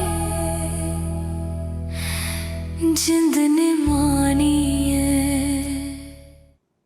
उज़ैर बहुत ही इमोशनल गाना है, और ये गाना ऐसा है कि आप जब सुनते हैं ना आपको ऑटोमेटिकली रोना आएगा, और वो जो लड़की के इमोशंस हैं, और इमेजिन करें एक वो वक्त हो, रुखसती वाला वक्त हो, और आपने 1.5-2 लाख का अगर मेकअप भी करवाया हो तो वो तो ज़ाया होने वाला है, क्योंकि लड़की ने रोना ही रोना है और बड़ा ही इमोशनल मोमेंट है। और जब ये गाना लग जाता है मेरे तो रोंगटे खड़े हो जाते हैं। और वाकई ये बहुत हम सिर्फ इसको इतना स्पेसिफिक नहीं कर सकते कि जिस घर में मतलब जहाँ से बेटी की रुखसती हो रही है वहाँ पर अगर ये कलाम लगाओ तो जनाब वहाँ पर लोग जो हैं सिर्फ फैमिली के यानी जिनकी बेटी की रुखसती है वो वालिदैन थोड़े गमगीन होंगे, बल्कि जितने भी लोग हैं जिनकी भी बेटी हैं वो सारे इसको बड़ा फील कर सकते हैं, क्योंकि ये जो कलाम है ये लिखा ही बड़े आप समझ लें कि खूबसूरती से गया, इस अंदाज में गया है कि ये तमाम रिश्तों के हवाले से भी बात करता है, उनका भी अहाता करता है, तो सारी मजमूई तौर पर जो है ना वो बस पेश किया गया जो है वो जाहिर हो रहे हैं। तो वाकई जी, और ये शादियों के लिए तो अब मस्ट गाना है, ये रुखसती का एक मस्ट गाना हो चुका है।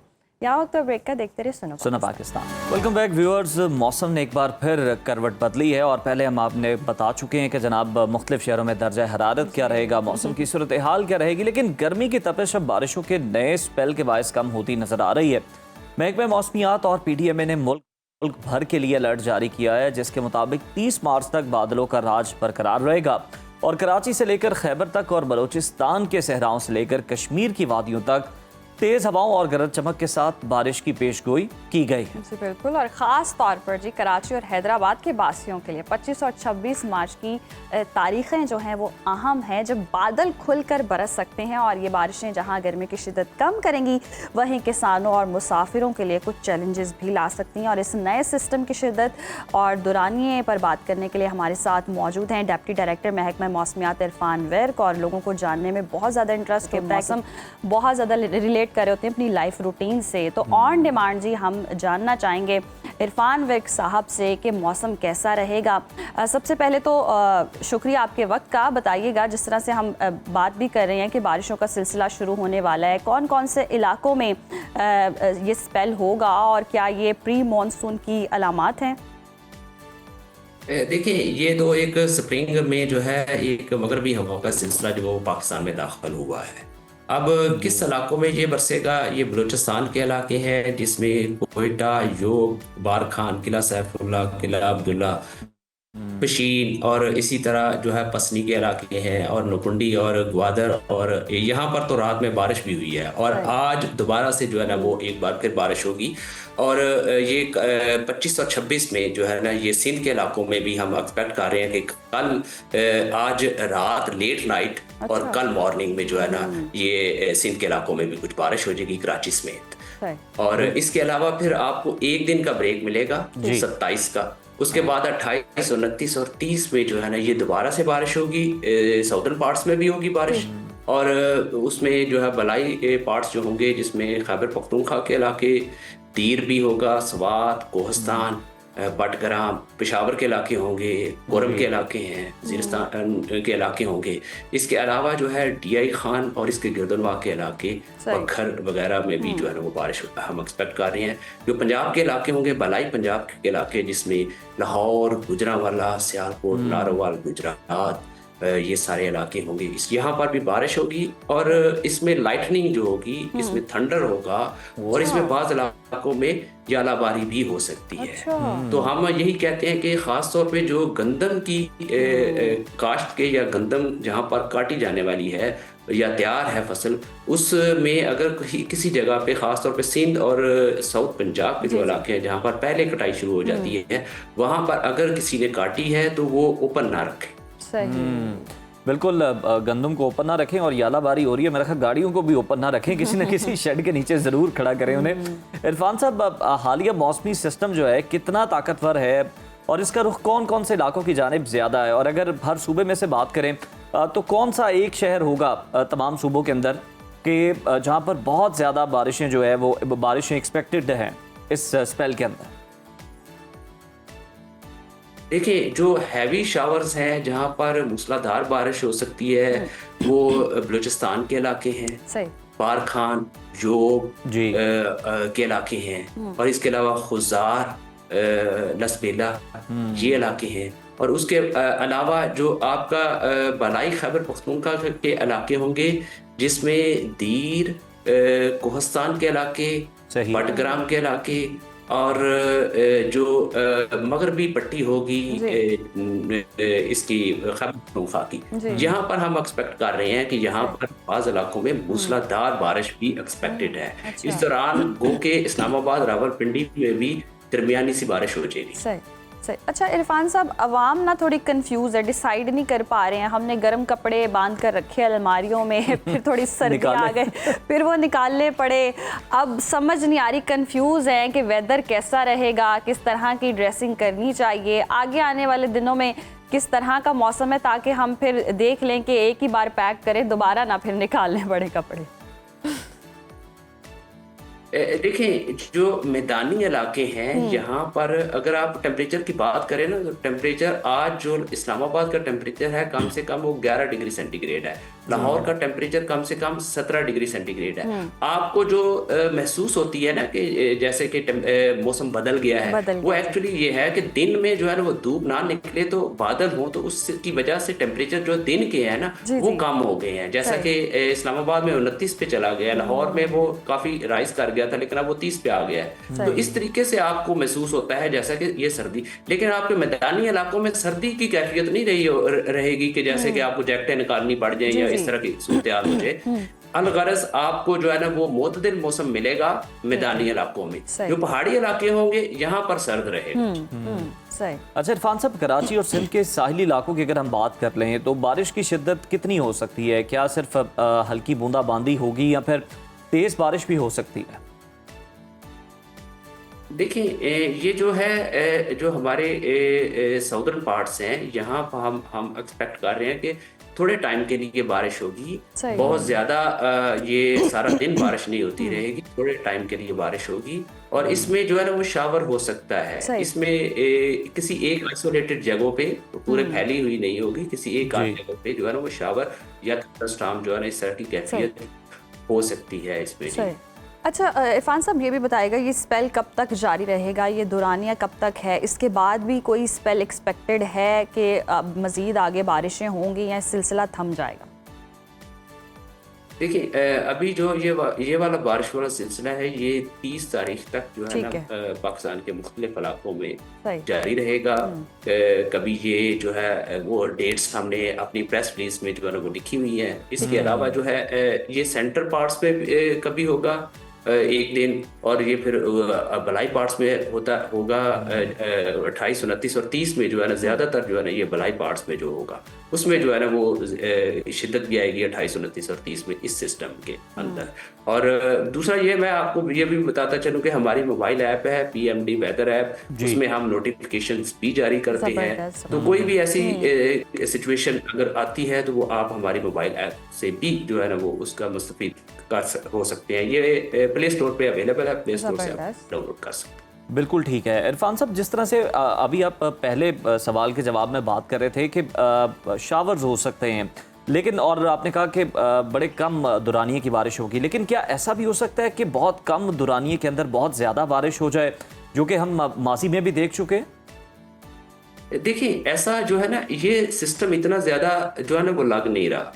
इसमें जो है वो इतनी जो मेट्रोलॉजिकल कंडीशंस जो बन रही हैं, जो वेदर की कंडीशंस हैं या एटमॉस्फेरिक कंडीशंस हैं, वो इतनी एब्रप्ट नहीं लग रही। ठीक, लेकिन इसमें जो है क्योंकि आपने देखा है कि जो मगरबी हवाओं का सिलसिला मगरब से आ रहा है, और मगरब में जो है वो वार्मिंग हुई है खासतौर पे, क्योंकि वहां पर जो है ना इस तरह की जो कैफियत है, जंग की कैफियत हुई है, तो एटमॉस्फेयर में जो है वो टेम्परेचर्स का जो कंट्रास्ट है वो आपको मिल सकता है किसी जगह पे, लेकिन ये इसमें ऐसा इतनी ज्यादा लग नहीं रही। सही। अच्छा इरफान साहब, अब ईद के बाद लोग ट्रिप भी प्लान कर रहे हैं, वादियाँ भी देखना चाहते हैं, और अगर सयाहों के लिए कोई एडवाइजरी हो, कोई हिदायत हो, क्योंकि जैसे यालाबारी का भी जिक्र हो रहा है तो कई लैंड स्लाइडिंग का भी खतरा है। देखें, ये वाला जो स्पेल होगा ये 28, 29, 30 में जैसे ही ये बलाई इलाकों में एक्टिव होगा, ज्यादा एक्टिव होगा, आज रात और कल भी है, तो इसमें जो हमारे जो पहाड़ी इलाके हैं जहाँ पर मट्टी के पहाड़ या वल्नरेबल जगह हैं, ये नहीं है कि हर जगह पे होगी, जहाँ जहाँ पर जो है वो इस तरह की कैफियत है, तो वहाँ पर लैंडस्लाइडिंग का खदशा जो है ना वो होगा इन दिनों। तो हम जो टूरिस्ट हैं उनको यही कहते हैं कि ये खास तौर पे जो इन डेट्स में है सही। उनमें एहतियात करें।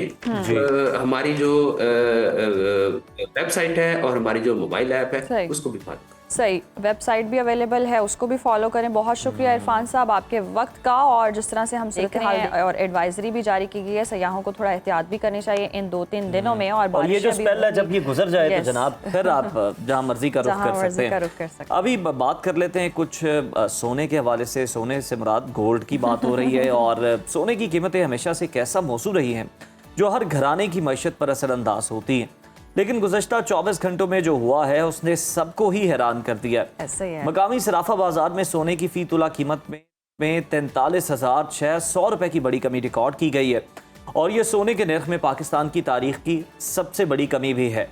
ये कमी उन लोगों के लिए किसी खुशखबरी से कम नहीं जो शादियों के सीजन में जेवरात बनाने का इरादा रखते हैं, लेकिन इन्वेस्टर्स के लिए ये एक परेशान कुन सूरत हाल है। ऐसे ही है। और उज़ैर, ख़ास तौर पर घरों में अम्मी हैं, उन्हें बहुत ज़्यादा नज़र रखी होती है कि गोल्ड की कीमत कम हुई है, तो बताएं ज़रा। तो ये सारी अम्मियाँ जो घर बैठी ना, आज ये टॉपिक था भी स्पेशली उनके लिए कि वाकई जी गोल्ड की कीमत में कमी हुई है, बड़ी खुश हैं, और ये रहेगी भी, क्या सूरत हाल रहेगी, इस पर हम बात करेंगे। और आलमी मार्केट में जी फ़ी ऑन्स कीमत में अचानक गिरावट ने मकामी मार्केट को भी हिलाकर रख दिया। अब सवाल यहाँ ये पैदा होता है कि क्या ये सोना खरीदने का बेहतरीन वक्त है, या कीमतें मजीद गिरेंगी तो इंतज़ार कर लिया जाए, और क्या आलमी इक़्तिसादी हालात या डॉलर के रेट इस कमी के पीछे हैं। इन तमाम पहलुओं पर रोशनी डालने के लिए हमारे साथ मौजूद है सदर ज्वेलर्स एसोसिएशन रावलपिंडी मोहम्मद फयाशी साहब। बहुत शुक्रिया आपके वक्त का। Welcome to Suno Pakistan. और जिस तरह से सबसे पहले तो कहें, बताइएगा कि मार्केट में जो इस अचानक मंदी की सबसे बड़ी वजह क्या देखने में आ रही है, और जो सबसे अहम सवाल है कि ये अभी ये जो कमी का सिलसिला है ये जारी रहेगा या यहीं थम जाएगा। जी अस्सलाम वालेकुम, बहुत शुक्रिया, थैंक यू सो मच, आपने मुझे ये लिया। पहले और हर दफ़ा आप जो सुनो टीवी है ये इस गोल्ड की जो मार्केट की फ्लक्चुएशन है इस पर भरपूर नज़र रखती है, और अपने जो लोग व्यूअर्स हैं उनको देखने के उनको बर वक्त उसकी इतला भी देती है। अच्छा, जो इम्पोर्टेंट आपने भी क्वेश्चन किया है मैं उसका थोड़ा सा रिप्लाई करूँगा। एक्चुअली जो मार्केट में इंटरनेशनल मार्केट के अंदर जो इम्पैक्ट आया और एकदम जो इंटरनेशनल मार्केट ड्रॉप हुई है, ये आ गई थी $4,300 पर आउंस के ऊपर आ गई थी। अभी रिसेंटली फिर थोड़ा सा ये बेहतर हुई है, $100-150 ऊपर गई है, और इस टाइम पे भी इंटरनेशनल मार्केट जो ट्रेडिंग कर रही है वो 4,572 मतलब $4,572 के ऊपर एक आउंस के ऊपर इस टाइम पे इंटरनेशनल मार्केट जो इस टाइम पे ट्रेडिंग कर रही है गोल्ड की। इसमें जो सबसे बड़ी इंपॉर्टेंट बात थी कि जो ये क्यों हुआ इंटरनेशनल मार्केट के अंदर, ये बेसिकली एक पैनिक क्रिएट हुआ। पैनिक किस तरह क्रिएट हुआ कि जो डोनाल्ड ट्रंप साहब ने एक अपनी स्पीच के अंदर ये बात की कि जी ईरान का और जो अमेरिका और इसराइल का जो टेंशन ये चल रही है, वॉर जो चल रही है इस टाइम पे, इसके अंदर उन्होंने कहा कि जी जैसे इन्होंने कहा कि जी 5 दिनों का हमने इसके अंदर जो गैप या उनको जो रिलीफ दिया है, बेसिकली वो तो अपनी एक सेफ साइड और अपने जो सेफ सेविंग के लिए बात कर रहे थे, लेकिन जब उन्होंने जैसे ये बात की तो उसके ऊपर एक मार्केट में एक इम्पैक्ट आया, पैनिक क्रिएट हुआ, और पैनिक के बाद एक इंटरनेशनल मार्केट थोड़ा सा ये ड्रॉप कर गई। लेकिन साथ साथ ही फिर थोड़ी सी सूरत फिर दोबारा वो यू टर्न, जिस तरह उनकी एक पुरानी आदत है कि वो यू टर्न लिया उन्होंने, और फिर दोबारा फिर वो एक मार्केट का उसने अपनी रिट्रेसमेंट ली। लेकिन इसका जो इंटरनेशनली इम्पैक्ट क्या होता है, मैं थोड़ा सा वो आपको ब्रीफ करना चाहूँगा। एक्चुअली मामला ये होता है कि जब गोल्ड की फ्लक्चुएशन का ये जो लिंक होता है ये ऑयल के साथ होता है। जैसे ही अभी जो अपनाए हुर्मस की वजह से जो ब्लॉकेज हुई, जिसकी वजह से ऑयल के ऊपर ज़्यादा प्रेशर आ गया और ऑयल की जो प्राइसेस वो ऊपर चली गई इंटरनेशनल मार्केट के अंदर। आपने देखा होगा कि रिसेंटली ये ट्रेडिंग ऑयल के ऊपर जा रही थी, वो 100 प्लस जो मार्केट जा रही थी इंटरनेशनल मार्केट ऑयल के अंदर। लेकिन जैसे ही ये कोई स्टेटमेंट आई तो ये मार्केट एकदम ड्रॉप भी की, $89 पे आई कि ताकि मामला सेटल डाउन हो रहा है। लेकिन जैसे ही वो मामला फिर दोबारा हुआ, फिर 100 प्लस मार्केट चलेगी इसके ऊपर। अच्छा, इसके अंदर मामला जो बेसिकली होता है कि इंटरनेशनली जब मामला होते हैं, जब गोल्ड की ट्रेडिंग हो रही होती है, तो इसमें लिक्विडिटी बड़ी इंपॉर्टेंट अहमियत के आमिल होती है। क्योंकि कई दफ़ा होता है कि आप जब इसमें कमोडिटीज़ के अंदर ट्रेडिंग कर रहे होते हैं तो लिक्विडिटी नहीं होती, तो उसके अंदर कई दफ़ा जो बायर्स होते हैं या सेलर्स होते हैं वो उसको रिट्रेसमेंट के लिए नीचे लाते हैं। और बिल्कुल ये सारी चीज़ें होती हैं। फयाज साहब, हमें ये बताइएगा, ये तो आपने हमें समझा दिया कि वो कौन से अवामिल हैं, जंगी सूरत हाल है जिसकी वजह से कीमत जो है वो इतनी तेज़ी से नोज डाउन हुई है। हमें ये बताइएगा कि क्या इन कीमतों पे जो सेलर होता है उसका क्या रुझान होता है, क्या वो उसको होल्ड करता है गोल्ड को, या फिर ये आसानी से दस्तयाब होता है मार्केट के अंदर?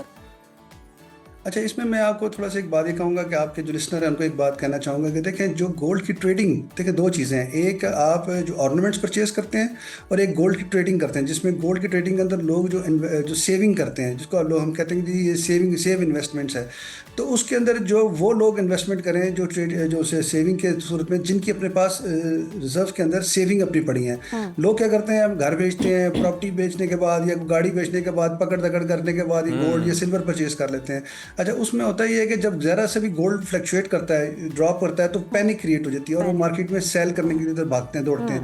तो मैं ये आपके तवज्जो से ये बात करना चाहूँगा आपके व्यूअर्स को, इसमें पैनिक नहीं होना।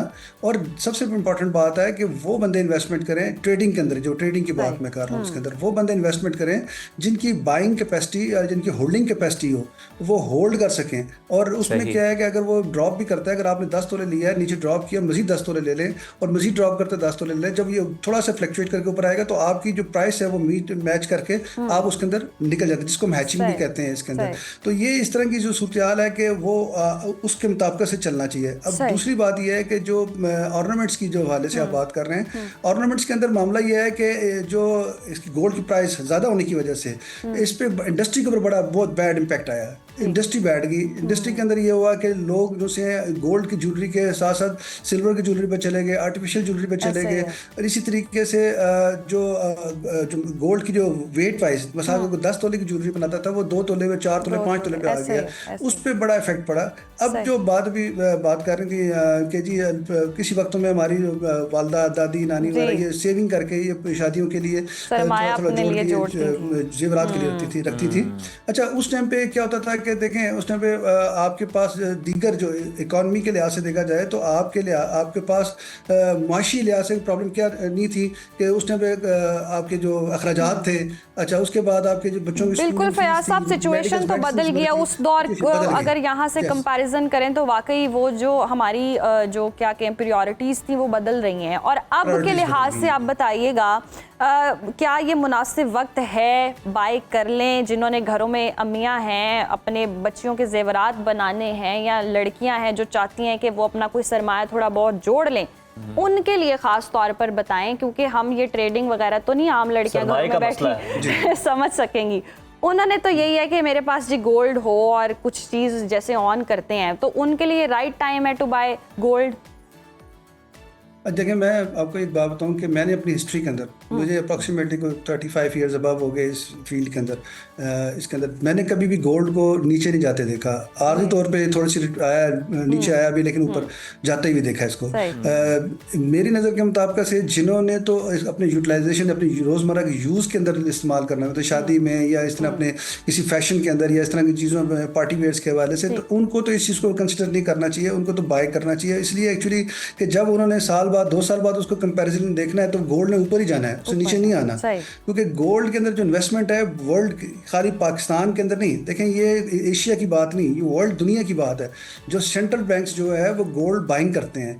सेंट्रल बैंक गोल्ड बाइंग करते हैं इसलिए करते हैं कि वो अपने रिजर्व्स में रखते हैं। जब रिजर्व्स में रखते हैं तो हमेशा गोल्ड की एक वैल्यू है, क्योंकि इक्विवेलेंट टू गोल्ड करेंसी ने प्रिंट होना है। तो गोल्ड ने तो बेसिकली मैंने तो कभी तक आज तक इसको नीचे जाते नहीं देखा। तो मेरी तो सजेशन यही है कि जब आपको मौका मिले तो आप डेफिनेटली इसमें नहीं, अब वो हम इस मौके की तलाश में है कि ये आगे सस्ता होगा ना, वो फिर रिग्रेट न रह जाए कि अभी हमने खरीद लिया और फिर कल परसों फिर और सस्ता हो गया तो घर में तो परेशानी हो जाएगी कि ये मैंने क्या कर लिया, हाँ सदमे से नींद नहीं आनी।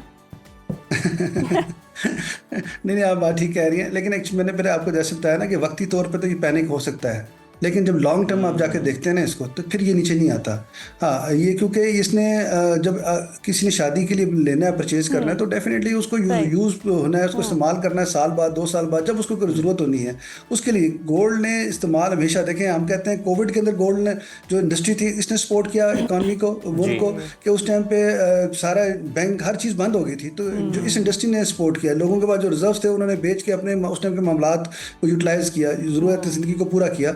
तो अभी भी इसको लॉन्ग टर्म इन्वेस्टमेंट के लिहाज से बिल्कुल शॉर्ट टर्म इन्वेस्टमेंट के लिहाज से भी, और हर दौर के अंदर जी ये बड़ी ज़रूरी है ये धात। हमें ये बता दें लास्टली, क्या ये ट्रेंड जो हम गिरावट का देख रहे हैं ये थोड़ा और चलेगा या चंद दिनों बाद कीमतें दोबारा रिकॉर्ड सतह पर बढ़ सकती हैं? देखिए, इसका जो मुझे बज़ाहिर जो हमारी अपना जो एनालिसिस है, जो मेरा अपना जो तज्जिया है, तो उसके तहत तो ये थोड़ा बहुत फ्लक्चुएट हो सकता है। ये गोल्ड थोड़ा बहुत, जैसे अभी देखें, अभी इन दिनों में $400 मार्केट नीचे आई थी, $400 मार्केट नीचे आ गई थी, जिसकी वजह से 43,600 तो आपने बताया जो, लेकिन ये इससे भी ज़्यादा नीचे चला गया था। गोल्ड की प्राइस इस टाइम पे जो हो रही थी 4,68,000 के करीब करीब ये चल रही थी। लेकिन आज थोड़ा सा क्योंकि ये ऊपर चला गया मार्केट, तो लाजमी बात है ये इस टाइम मेरे हिसाब से, क्योंकि ओपन ईद के बाद प्रॉपरली इस टाइम मार्केट्स खुली नहीं है, तो 4 लाख तकरीबन 86 के अराउंड ये अभी आज इन दिनों में चलेगा प्राइस अभी ना। तो जो इसके हवाले से अगर आप देखते हैं डाउनफॉल की तरफ, तो मे भी हो सकता है कि $100-200 या $300 नीचे रिट्रेसमेंट के लिए, लिक्विडिटी के उठाने के लिए, क्योंकि मामला दो चीज़ें हैं। देखें, इंडस्ट्री के ऊपर जो इफेक्ट कर रहा है कि ये ट्रेडिंग, जो भी आप कह रहे हैं ट्रेडिंग, ये जो जितनी भी ट्रेडिंग होती है ये फ्यूचर के हवाले से होती है। यहाँ पर इंटरनेशनल मार्केट के अंदर जो भी सौदे होते हैं वो फ्यूचर को प्रेडिक्ट करके करते हैं, ठीक है। उसका लेकिन इम्पैक्ट आ जाता है लोकल इंडस्ट्री के ऊपर, लोकल इंडस्ट्री भी उस पर सफर करती है। सही, लोकल इंडस्ट्री पर इम्पैक्ट आता है, वो फिर सफर करती है। बहुत शुक्रिया, बहुत इंटरेस्टिंग गुफ्तगू हुई है, और वाकई जी जितने भी लोग सुन रहे हैं ये राइट टाइम है, और अगर तो आपके पास एक बेहतर अमाउंट है तो वाकई इन्वेस्ट कर देना चाहिए, या थोड़ा सा इंतजार करेंगे कि सस्ता होगा, ये ना हो महंगा हो जाए, कोई सरप्राइज मिल जाए, और इस तरह के सरप्राइजेस तो मिलते रहते हैं। लेकिन तो आप सरमाया लगाने को तैयार हैं? फिर सरमाया हो भी तो सही ना, लेकिन यस, ये एक राइट टाइम है, जिनके पास सरमाया है वो लगा दें। और गोल्ड का जी, गोल्ड से अट्रैक्शन कभी भी पुरानी नहीं हुई है, मतलब हर दौर में गोल्ड से अट्रैक्शन होती है और इंसान ख़रीदता ही ख़रीदता है। अब इतनी हमने अट्रैक्शन की बात कर ली है तो एक और अट्रैक्शन भी होती है, और वो मच्छर को हमारे साथ होती है। ये भी इंटरेस्टिंग स्टोरी मैं आपके साथ शेयर कर देती हूँ। आपने कभी सोचा कि आप किसी महफिल में बैठे और एक कोई चंद 2-4 ऐसे स्पेसिफिक लोग होते हैं जिनके ऊपर आकर मच्छर ने बैठना ही होता है, या मच्छर उनको बहुत ज़्यादा तंग करता है, चंद लोगों को ही ये क्यों निशाना बनाते हैं, ये बड़ा सवाल है। और ये मसला ये जाता है आमतौर पे कि शायद इसका खून मीठा एग्जैक्टली, या खून चूसता है, और ये सारे राज हमने बचपन से खैर सुनते आए। लेकिन जी ये इतना इंटरेस्टिंग सवाल था कि इस पर बाकायदा तौर पर तहकीक भी हुई, और अब साइंसदानों ने इस मामले को जो है वो हल कर लिया है।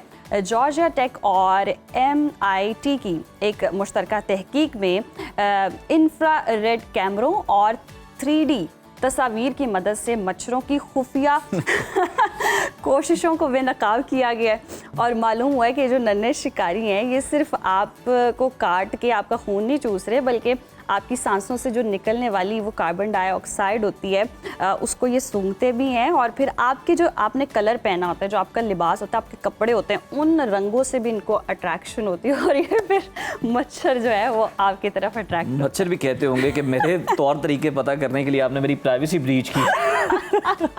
और दिलचस्प बात यह कि मच्छर एक दूसरे का पीछा नहीं करते हैं, बल्कि वो किसी पुरहुजूम होटल की तरह आपके जिस्म पर जमा होते हैं जहां खाना अच्छा मिल रहा हो, और पता ये चलता है कि अगर आपने स्याह रंग का लिबास पहना है तो आप मच्छरों के रडार पर सबसे ऊपर आते हैं।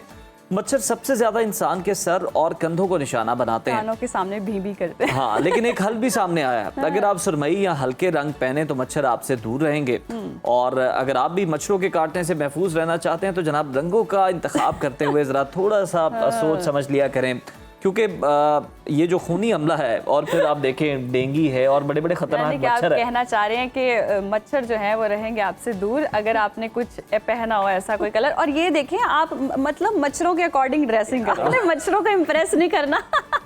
ऐसी कोई ड्रेसिंग ना करें कि मच्छर आपसे इम्प्रेस हो जाए। अट्रैक्शन आपने मच्छरों के लिए नहीं बनना, बाकी आप खुद के लिए बनना चाहें तो एक अलग बात है। यहाँ वक्त पर ब्रेक का, देखते रहिए सुनो पाकिस्तान। इस बार की ईद पाकिस्तानी सिनेमा के लिए जनाब खुशियों का पैगाम लेकर आई। तवील अरसे के बाद हमें बॉक्स ऑफिस पर एक बड़ा मुकाबला देखने को मिला, जहां 3 बड़ी फिल्में आग लगे बस्ती में और बुल्ला और दिल्ली के ये एक साथ मैदान में हैं। सिनेमा घरों के बाहर लंबी कतारें इस बात का सबूत भी हैं कि अगर कंटेंट अच्छा हो तो पाकिस्तानी अवाम अपनी फिल्मों को सपोर्ट करना भी जानते हैं। जी बिल्कुल ऐसा ही है। ख़ास तौर पर शान शाहिद की बुल्ला के ज़रिए जो सिल्वर स्क्रीन पर वापसी हुई है जी, शायकीन बहुत महसूस भी हुए हैं और एक नया वावेला पैदा हो गया। और आग लगे बस्ती में अपनी मुनफरिद कहानी और कास्ट की वजह से सुर्खियों में है और बहुत पजीराई भी मिल रही है। लेकिन सवाल ये है कि नाक़िदीन की नज़र में कौन सी फिल्म मुकम्मल पैकेज साबित हुई और किसने बॉक्स ऑफिस पर ज़्यादा माल कमाया। इस पर तफसीली तज्ज़िये के लिए हमारे साथ मौजूद हैं मारूफ ड्रामा और क्रिटिक हारून शुएब साहब। हारून, बहुत शुक्रिया। इस ईद पर जी वाकई ईदियाँ लोगों ने बहुत बटोरी हैं, लेकिन बॉक्स ऑफिस पर जो फिल्म छाई रही, जिसका पलड़ा भारी रहा, वो कौन सी फिल्म रही जो नंबर 1 रही? अस्सलाम वालेकुम जी। वालेकुम अस्सलाम। बिल्कुल, इस साल जो है वो हमने देखा कि 3 बड़ी फिल्में जो हैं वो हमें ईद उल फितर पे देखने को मिली हैं, सिनेमा घरों में इस वक्त चल रही हैं और शायकीन की एक बड़ी तादाद ने जाकर ये फिल्में देखी भी, पसंद भी की। सबसे पहले हम बात कर लेते हैं आग लगे बस्ती में। मुकम्मल पैकेज, जिस तरह आपने कहा कि कॉमेडी भी है उसके अंदर, एक्शन भी नजर आएगा आपको, रोमांस, बड़े बड़े स्टार्स हैं, फहद मुस्तफ़ा ऑफ कोर्स, उनकी एक बहुत लॉयल फैन फॉलोइंग है, और उसके बाद माहिरा खान, जावेद शेख साहब हैं। और सबसे मजे की बात आपको बताऊं इस फिल्म के लिए, मेरे लिए जो आउटस्टैंडिंग परफॉर्मेंस थी, that was of Tabish Hashmi. He was looking good on the screen, he acted well, उनका रोल बहुत मजे का था, उनके पास अच्छे डायलॉग्स थे और कॉमेडी का जो तड़का लगा इस पूरे 12 मसाले की चाट में, वो बहुत अच्छा था। तो Tabish, welcome to cinema and welcome to film industry. और हारून वो भी तो थी, अच्छा जी माशाल्लाह। वो वाला ज्यादा। समरा भी हमें नजर आई, समरा भी थी, एक सीन के लिए थी लेकिन बहुत अच्छी प्रेजेंस, एक फ्रेश फील आई। तो मैं कहूँगा ओवरऑल अब्दुल्ला इस में आपको कॉमेडी करते हुए नजर आएंगे, जिनको हम अक्सर सोशल मीडिया के ऊपर देखते हैं। तो ये जो है, ये जिस तरह मैंने कहा कि एक बहुत एंटरटेनिंग फिल्म, बहुत खूबसूरत फिल्म, मजा आएगा देखने का। अच्छा। हम फैमिली के साथ जाकर देख सकते हैं, तो जरूर हारून, जाकर और देखिए जिन लोगों को टिकट नहीं मिल सकी रश की वजह से, हम उन्हें जरा ट्रेलर दिखा देते हैं ताकि वो फिर सिनेमा का रुख करें और फौरन जाके ये मूवी देखें। बड़ी इंटरेस्टिंग और पाकिस्तान के लिए बड़ी अच्छी बात है कि और हारून, ये साबित हो रहा है कि अगर आप नए चेहरों को भी मौका दें, किसी और को भी जनाब अगर थोड़ी सी आप स्पेस दें, तो लोग पसंद करते हैं, पजीराई मिलती है और ये फिल्में कामयाब होती हैं, बिजनेस कर लेती हैं। बिल्कुल ऐसे ही है। इसमें जिस तरह मैंने कहा, इस फिल्म में ताबिश और फिर और भी बहुत सारे नए चेहरे जो पहली दफा फिल्म इंडस्ट्री में आ रहे थे वो नजर आए। लेकिन अगर हम बात करें बुल्ला की, तो अगेन यही ट्रेंड हमें देखने को मिलता है। नईमा भट्ट जो हैं वो बुल्ला में एक विलन का किरदार अदा कर रही हैं। फकीरा का किरदार जो है वो नईमा ने अदा किया है और हम उनको टेलीविजन पे इससे पहले देख चुके हैं। तो क्या खूबसूरत किरदार निगारी है, उनका गेटअप, उनकी एक्टिंग तो ऑफ कोर्स हम जानते ही हैं, वो बहुत अच्छी एक्टिंग करती हैं। तो शान शाहिद जैसे बड़े लेजेंड अदाकार के सामने सारा लोरेन उर्फ मोनालिसा जो है वो भी हैं इस फिल्म में एज अ हीरोइन, और फिर उसके अलावा दूसरे बड़े अदाकार हैं, सलीम शेख साहब हैं। लेकिन उनके सामने जो है वो अपनी प्रेजेंस को फील कराना, तो मैं ये समझता हूँ कि हमारे जो नए एक्टर्स, जब उनको मौका दिया जाता है फिल्म इंडस्ट्री की जानिब से, तो वो जरूर अपना लोहा मनवाते हैं, और इसमें नईमा भट्ट ने ये साबित किया है। बहुत खूबसूरत फिल्म है ये भी, एक्शन से भरपूर जिस तरह, और फिर पंजाबी में, तो जो लोग पंजाबी सिनेमा को मिस कर रहे थे उनके लिए बहुत अच्छा मौका है कि अच्छा हारून, लेकिन ये बहुत अच्छी बात है, नए लोगों को मौका मिल रहा है, लेकिन साइड रोल ही है, कोई मेन रोल के लिए कोई हीरो क्यों नहीं न्यू आ रहे, नए लोगों को क्यों उस तरह से मौका नहीं मिल रहा? ये एक बात है कि हमारे पास सिर्फ माहिरा खान ही है, हर फिल्म में हमें माहिरा खान नजर आएगी, कोई नई हीरोइन, कोई नए चेहरे भी तो लोग देखना चाहते हैं। बिल्कुल आप ठीक कह रही हैं, और ये आहिस्ता आहिस्ता ट्रेंड चेंज हो रहा है। अभी आप ये देखिए, जो तीसरी फिल्म है हमारे पास, डेली गेट, उसमें आपको रोमा माइकल नजर आएंगी जो कि मेन कैरेक्टर अदा करती हुई नजर आएंगी। तो ऐसा नहीं है कि नए चेहरों को मेन फिल्म नहीं मिलती। सायरा, इससे पहले हम देख चुके, सायरा यूसुफ और शहरोज ने भी फिल्म की थी बेबीलिशियस, अगर आपको याद हो। इसी तरह और फिल्मों में भी नए चेहरे आते हैं। लेकिन मैं सिर्फ ये कहूंगा, जिस तरह अभी हमने देखा आग लगे बस्ती में हो या बुल्ला हो, जो कि 3 महीने के अंदर अंदर रिकॉर्ड टाइम के अंदर फिल्म बनी है, और या फिर डेली गेट हो, फिल्मों का बजट साइज हमें पाकिस्तान में छोटा करना पड़ेगा ताकि ज्यादा फिल्में बन सकें और उनकी जो पैसे हैं वो दोबारा रिकवर कर सके फिल्म साज जो हैं, फिर ज्यादा फिल्में बनना शुरू हो जाएगी। हम ये करते हैं, असल में गलती ये होती है उज़ैर, कि हम जो है वो बहुत महंगी और बड़ी फिल्म बनाने के चक्कर में, क्योंकि हम अपना मुकाबला जो है वो अपने हमसाया मुल्क के साथ करते हैं, तो हम बड़े बड़े सेट, बड़े बड़े अदाकार और बहुत एक्सटेंसिव बड़े स्केल की फिल्म बनाने के चक्कर में जो है वो इतनी महंगी फिल्म बनाते हैं कि वो अपने पैसे ही रिकवर नहीं कर पाती। आप कहानी के ऊपर जोर दें, आप कंटेंट के ऊपर, अदाकारी के ऊपर जोर दें, और बिल्कुल इसकी अगर हम देखें तो इसका मुंह बोलता सबूत जो है वो हमें OTT प्लेटफॉर्म्स पे नजर आता है कि किस तरह छोटे बजट की मूवीज बनती हैं और वो कमाल कर देती हैं। ये हारून हमें ये बताएं जरा, दिल्ली गेट की जो सिनेमाटोग्राफी है, लाहौर की कल्चर की अक्कासी ने इसे दीगर फिल्मों से कितना डिफरेंट बनाया है, मुनफरद बनाया है?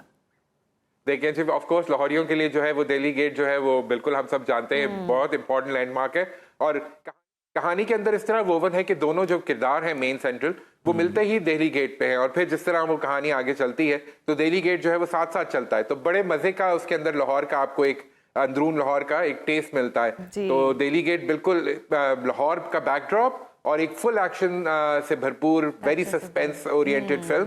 तो जॉनरास भी अगर आप देखें तो हम मुख्तलिफ जो है उनके साथ एक्सपेरिमेंट कर रहे हैं। ये एक ज़बरदस्त मूवी है यकीनन। अच्छा, आपकी पुरजोर फरमाइश पर हम फिल्म बुल्ला का भी ट्रेलर देखना चाहेंगे। तो अरुण, अगर डायलॉग भी देखें, आप अंदाज भी देखें, तो वो जो मौला जट के अंदर उमायमा मलिक का था, ये हमें नईमा भट्ट का भी ये कुछ उससे मिलता जुलता नजर आ रहा है। किस तरह से इसे आप डिफरेंशिएट करना चाहेंगे?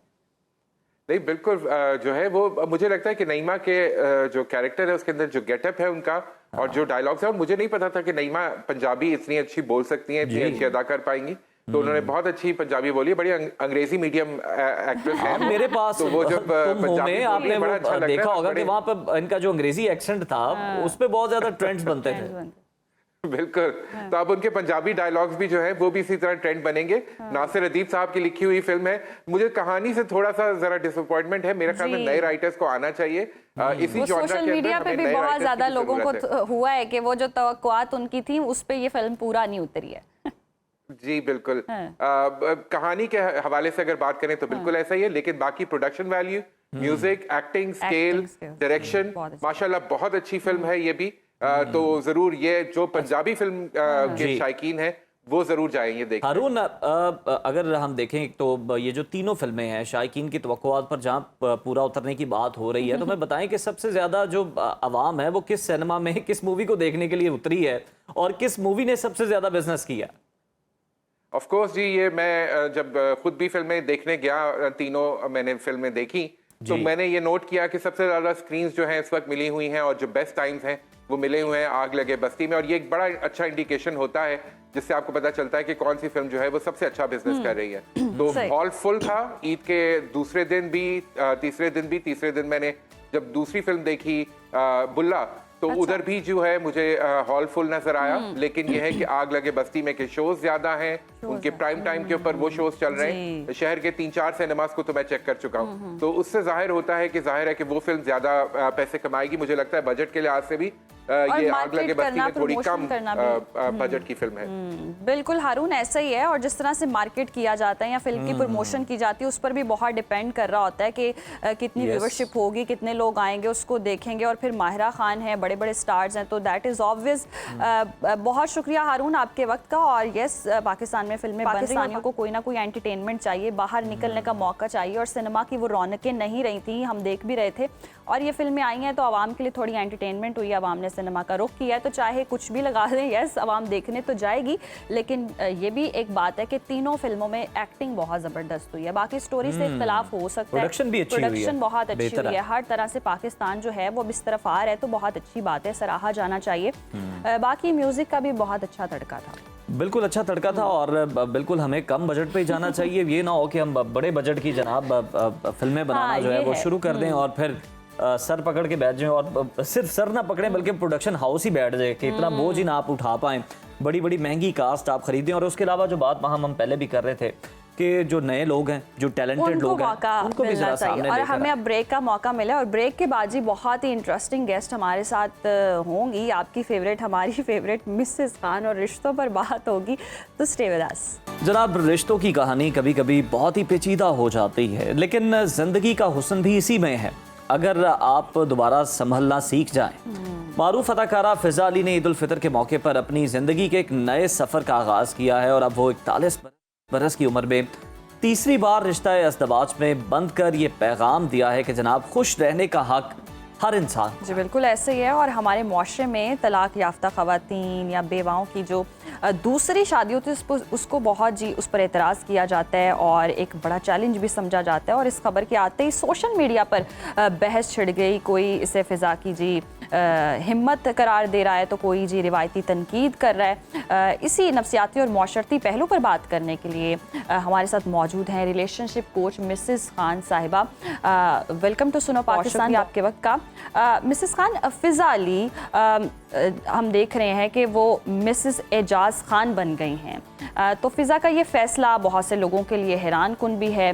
आप इसे किस नज़र से देखती हैं? एक नया चेंज है और एक अच्छे सफ़र का उन्होंने आगाज़ किया, बेहतर है, और मुआशरा इसको क्यों एक्सेप्ट नहीं कर पा रहा? अगर एक तलाक याफ्ता या बेवा दोबारा से शादी कर लेती है और खुश रहने का फैसला कर लेती है।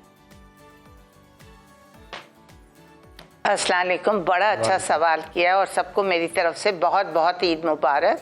यहाँ मैं ये कहूँगी कि अगर ऑलरेडी आप शादीशुदा हैं और दूसरी शादी आप तलाक लेकर कर रही हैं तो बहुत सोच समझ कर करें कि आपको कितने ऑड्स लग रहे हैं उस शादी में, आप कितनी नाखुश हैं। अल्लाह ताला ने कहा है आप तलाक ले सकती हैं, अगर आप नाखुश हैं आप बिल्कुल तलाक ले।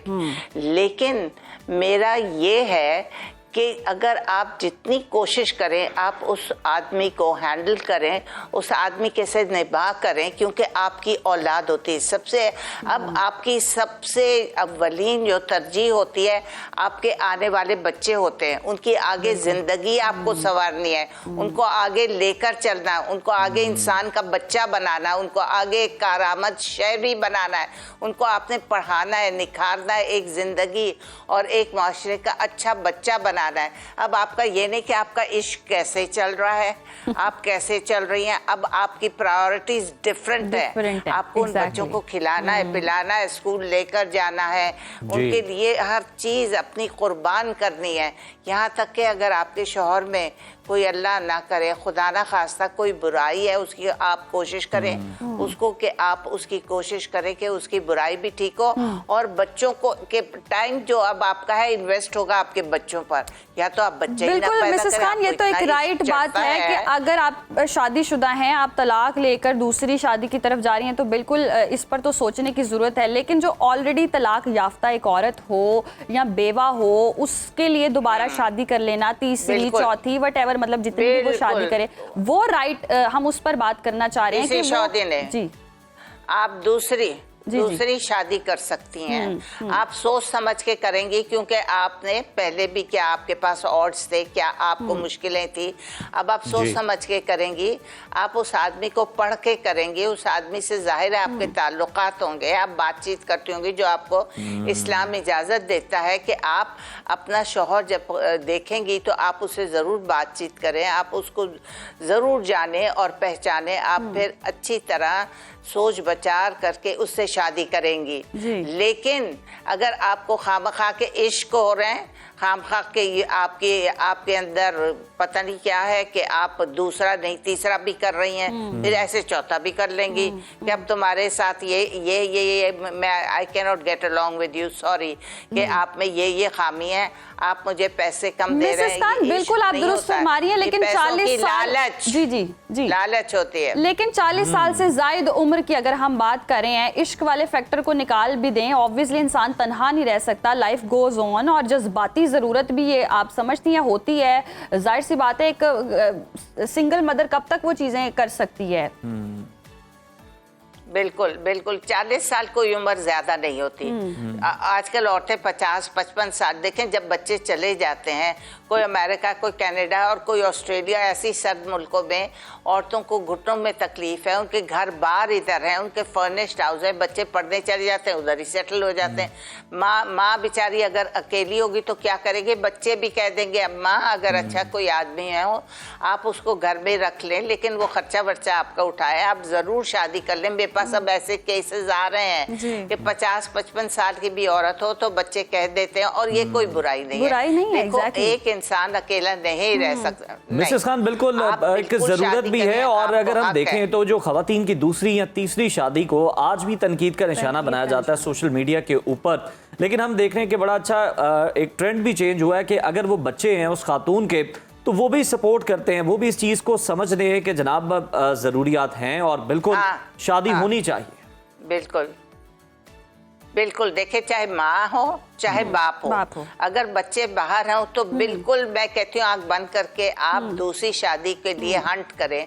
मेरे पास आते हैं लोग, मैं उनको अच्छी राय देती हूँ और अच्छे आदमियों से, अच्छी औरतों से अच्छा मैच ढूंढती हूँ और वो इतने लोनली होते हैं आदमी, आप यकीन नहीं करेंगे। औरत तो फिर उठाकर बर्तन भी धो लेगी, खाना भी पका लेगी, सफाई भी कर लेगी, आहिस्ता आहिस्ता झाड़ू पोछा भी कर सकती है। उसके पास एक नौकर नौकरानी पार्ट टाइम भी होता है, लेकिन आदमी क्या करेगा? एक औरत को रखेगा, वो कहता फिर भी डर लगता है औरतों को रखते हुए। चोरियां भी करती हैं और लोग उल्टी सीधी बातें भी कर लेते हैं, तो वो बेचारे कुछ मर्द बड़े परेशान हैं और वो चाहते हैं कोई अच्छी खातून मिले, हम जल्दी से शादी कर लें। और उनका राइट है, लड़की औरत का भी राइट है और आदमी का भी राइट है। यहाँ पे हमें उनके ऊपर बिल्कुल नहीं लेकिन मिसेस खान, जिस तरह से आप बता रही हैं कि इश्क, लेकिन अगर इन केस 40 साल की उम्र में आप गर्लफ्रेंड बॉयफ्रेंड तो नहीं बन सकते, इश्क होगा, माइट भी पॉसिबल किसी को इश्क हो जाए और वो शादी कर ले, तो इस इश्क में तो कोई बुराई नहीं है। देखें, अगर आपके बच्चे हैं ना, तो आप इश्क से भी गुरेज करें। आप उसी मर्द के साथ ज्यादा कोशिश करें कि मैं रहूं जिसके वो बच्चे हैं, ताकि नहीं तो बच्चे जो होते हैं बहुत सेंसिटिव होते हैं। याद रखो, बच्चों पे बड़ा असर पड़ता है और बच्चे बाज साइको होते मैंने देखे हैं कि माएँ दूसरी तीसरी शादियां कर रही होती हैं और बच्चे छोटे होते हैं, उन पर असर पड़ता है, वो साइको हो जाते हैं। वो भी बड़े होकर फिर अपनी बीवियों से अच्छा सलूक नहीं करते। वो भी कहते हैं कि औरत जो होती है वो दोगली होती है, औरत जो होती है पैसे के पीछे जाती है, औरत जो होती है अपने बच्चों को भी छोड़ देती है, मिसेस खान, औरत को तो खैर इस हवाले से तनकीद का निशाना, रंग रलियां मनाती है, रंग रलियां तुम्हें मनाते हुए मैंने देखा है। बच्चा मैं जानती हूँ एक बच्चे को, वो तो यही कहता है, माँ तूने तो सारी जिंदगी रंग रलियां मनाई हैं और हमें तुम्हें। बिल्कुल मिसेस खान, ये कोई टर्म वैसे इतनी मुनासिब नहीं लग रही है और अगर मेरे ख्याल से कहना भी थोड़ा सा नामुनासिब भी लग रहा है। लेकिन अगर कंपैरेटिवली अगर हम दूसरी साइड पे देखें, जैसे कि हकीम हैं जो हम देख भी रहे हैं, दानिया शाह के जो शौहर हैं वो शादियों पे शादियां करे जा रहे हैं, वहाँ कोई तनकीद नहीं करता, वहाँ कोई मुआशरती रवैये नहीं आते, वहाँ कोई इस तरह की बात नहीं होती। उन्होंने तो शादी को मजाक बना लिया या ट्रेंड बना लिया सुर्खियों में रहने के लिए, उसको फिर आप कैसे जज करेंगे? हाँ, मैं यही देख रही हूँ। हालांकि मैं ज्यादा ड्रामे नहीं देखती, मैं टॉक शोज देखती हूँ। जी। और आजकल मेरा सारा फोकस जो है ईरान की वॉर पर है। लेकिन ये मैं देखती हूँ, ये क्या है कि अब मैं देख रही हूँ दूसरी तीसरी, ये हर कोई एक्टर एक्ट्रेसेस ने मजाक बना लिया हुआ है। एक्टर्स नहीं, ये एक हकीम साहब हैं। जी, सोशल मीडिया पे बहुत इनकी फॉलोअर्स हैं और बहुत ट्रेंडिंग पे रहते हैं, शादियां करने के नाम से मशहूर हैं। अब वो चौथी शादी भी कर रहे हैं, 3 बीवियां पहले। हाँ, वो कहते हैं कि इस्लाम ने इजाजत दी हुई है। जी, इस्लाम ने इजाजत दी हुई। क्या तुम चारों को एक तरह से देख रहे हो? चारों को सब चीजें एक तरह की प्रोवाइड की हुई हैं। सारों के पास आप एक तरह का टाइम दे रहे हो, जो हमारे हसूर पाक सल्लल्लाहु अलैहि वसल्लम सब में बराबरी करते थे। क्या आप उस पर उतरते हो? क्या आपने सबको घर दिए हुए, सब बच्चों को पढ़ा रहे हैं, आप सब बच्चों के साथ यकसा सलूक कर रहे हैं? एक को तो आपने कुड्डे लाइन लगा दिया होगा और दूसरी के आप साथ आपका इश्क चल रहा होगा और इस चौथी के साथ साथ एक और भी इश्क चल रहा होगा बाहर। ऐसे ही है, ये मत कहें कि यही लास्ट होगा, यही एंड होगा। बिल्कुल मिसेस खान, ऐसे ही है और जो सूरत हाल आप बता रही हैं बिल्कुल ऐसे ही। बहुत शुक्रिया आपके वक्त का। और हमने देखा भी है कि 4 शादियों को जी जमा दिया जाता है और इस बाकी अहकामात नहीं माने जाते कि अगर आप इंसाफ कर सके तो इंसाफ कर सके, यकीनन करें। लेकिन यस, सिर्फ औरतों को क्रिटिसाइज करना छोड़ दें। मुआशरती रवैया ये बहुत ही अजीब है। अगर कोई बेवा है या तलाक याफ्ता है और वो खुश रहना चाहती है, अकेले तन्हाई नहीं गुजारी जाती, सबकी जरूरियात एहतराम करना चाहिए और जेंडर से हट के। एग्जैक्टली, तो लाइफ गोज ऑन, किसी के लिए रुक नहीं जाती है। और अगर कोई शादी कर रहा है उस पर एतराज नहीं होना चाहिए, खासतौर पर खवातीन, वो जो तलाक याफ्ता हैं, जो बेवा हैं। और ये जो आदमी धड़ाधड़ शादियां कर रहे हैं, ये कोई ट्रेंड के लिए या शो ऑफ के लिए शादियां ना करें। खुदारा शादी को मजाक ना बनाए। शादी एक बहुत ही पाक और साफ और बहुत ही जबरदस्त अच्छा रिश्ता है। अपने पार्टनर की इज्जत करना सीखें और हम दुआ गो हैं कि इस तरह रिश्ते कायम भी रहें। ये तलाकों की तरफ तो खैर सिलसिला जाने नहीं चाहिए। आज के प्रोग्राम से इतना ही, हमें दीजिए इजाजत। अल्लाह हाफिज।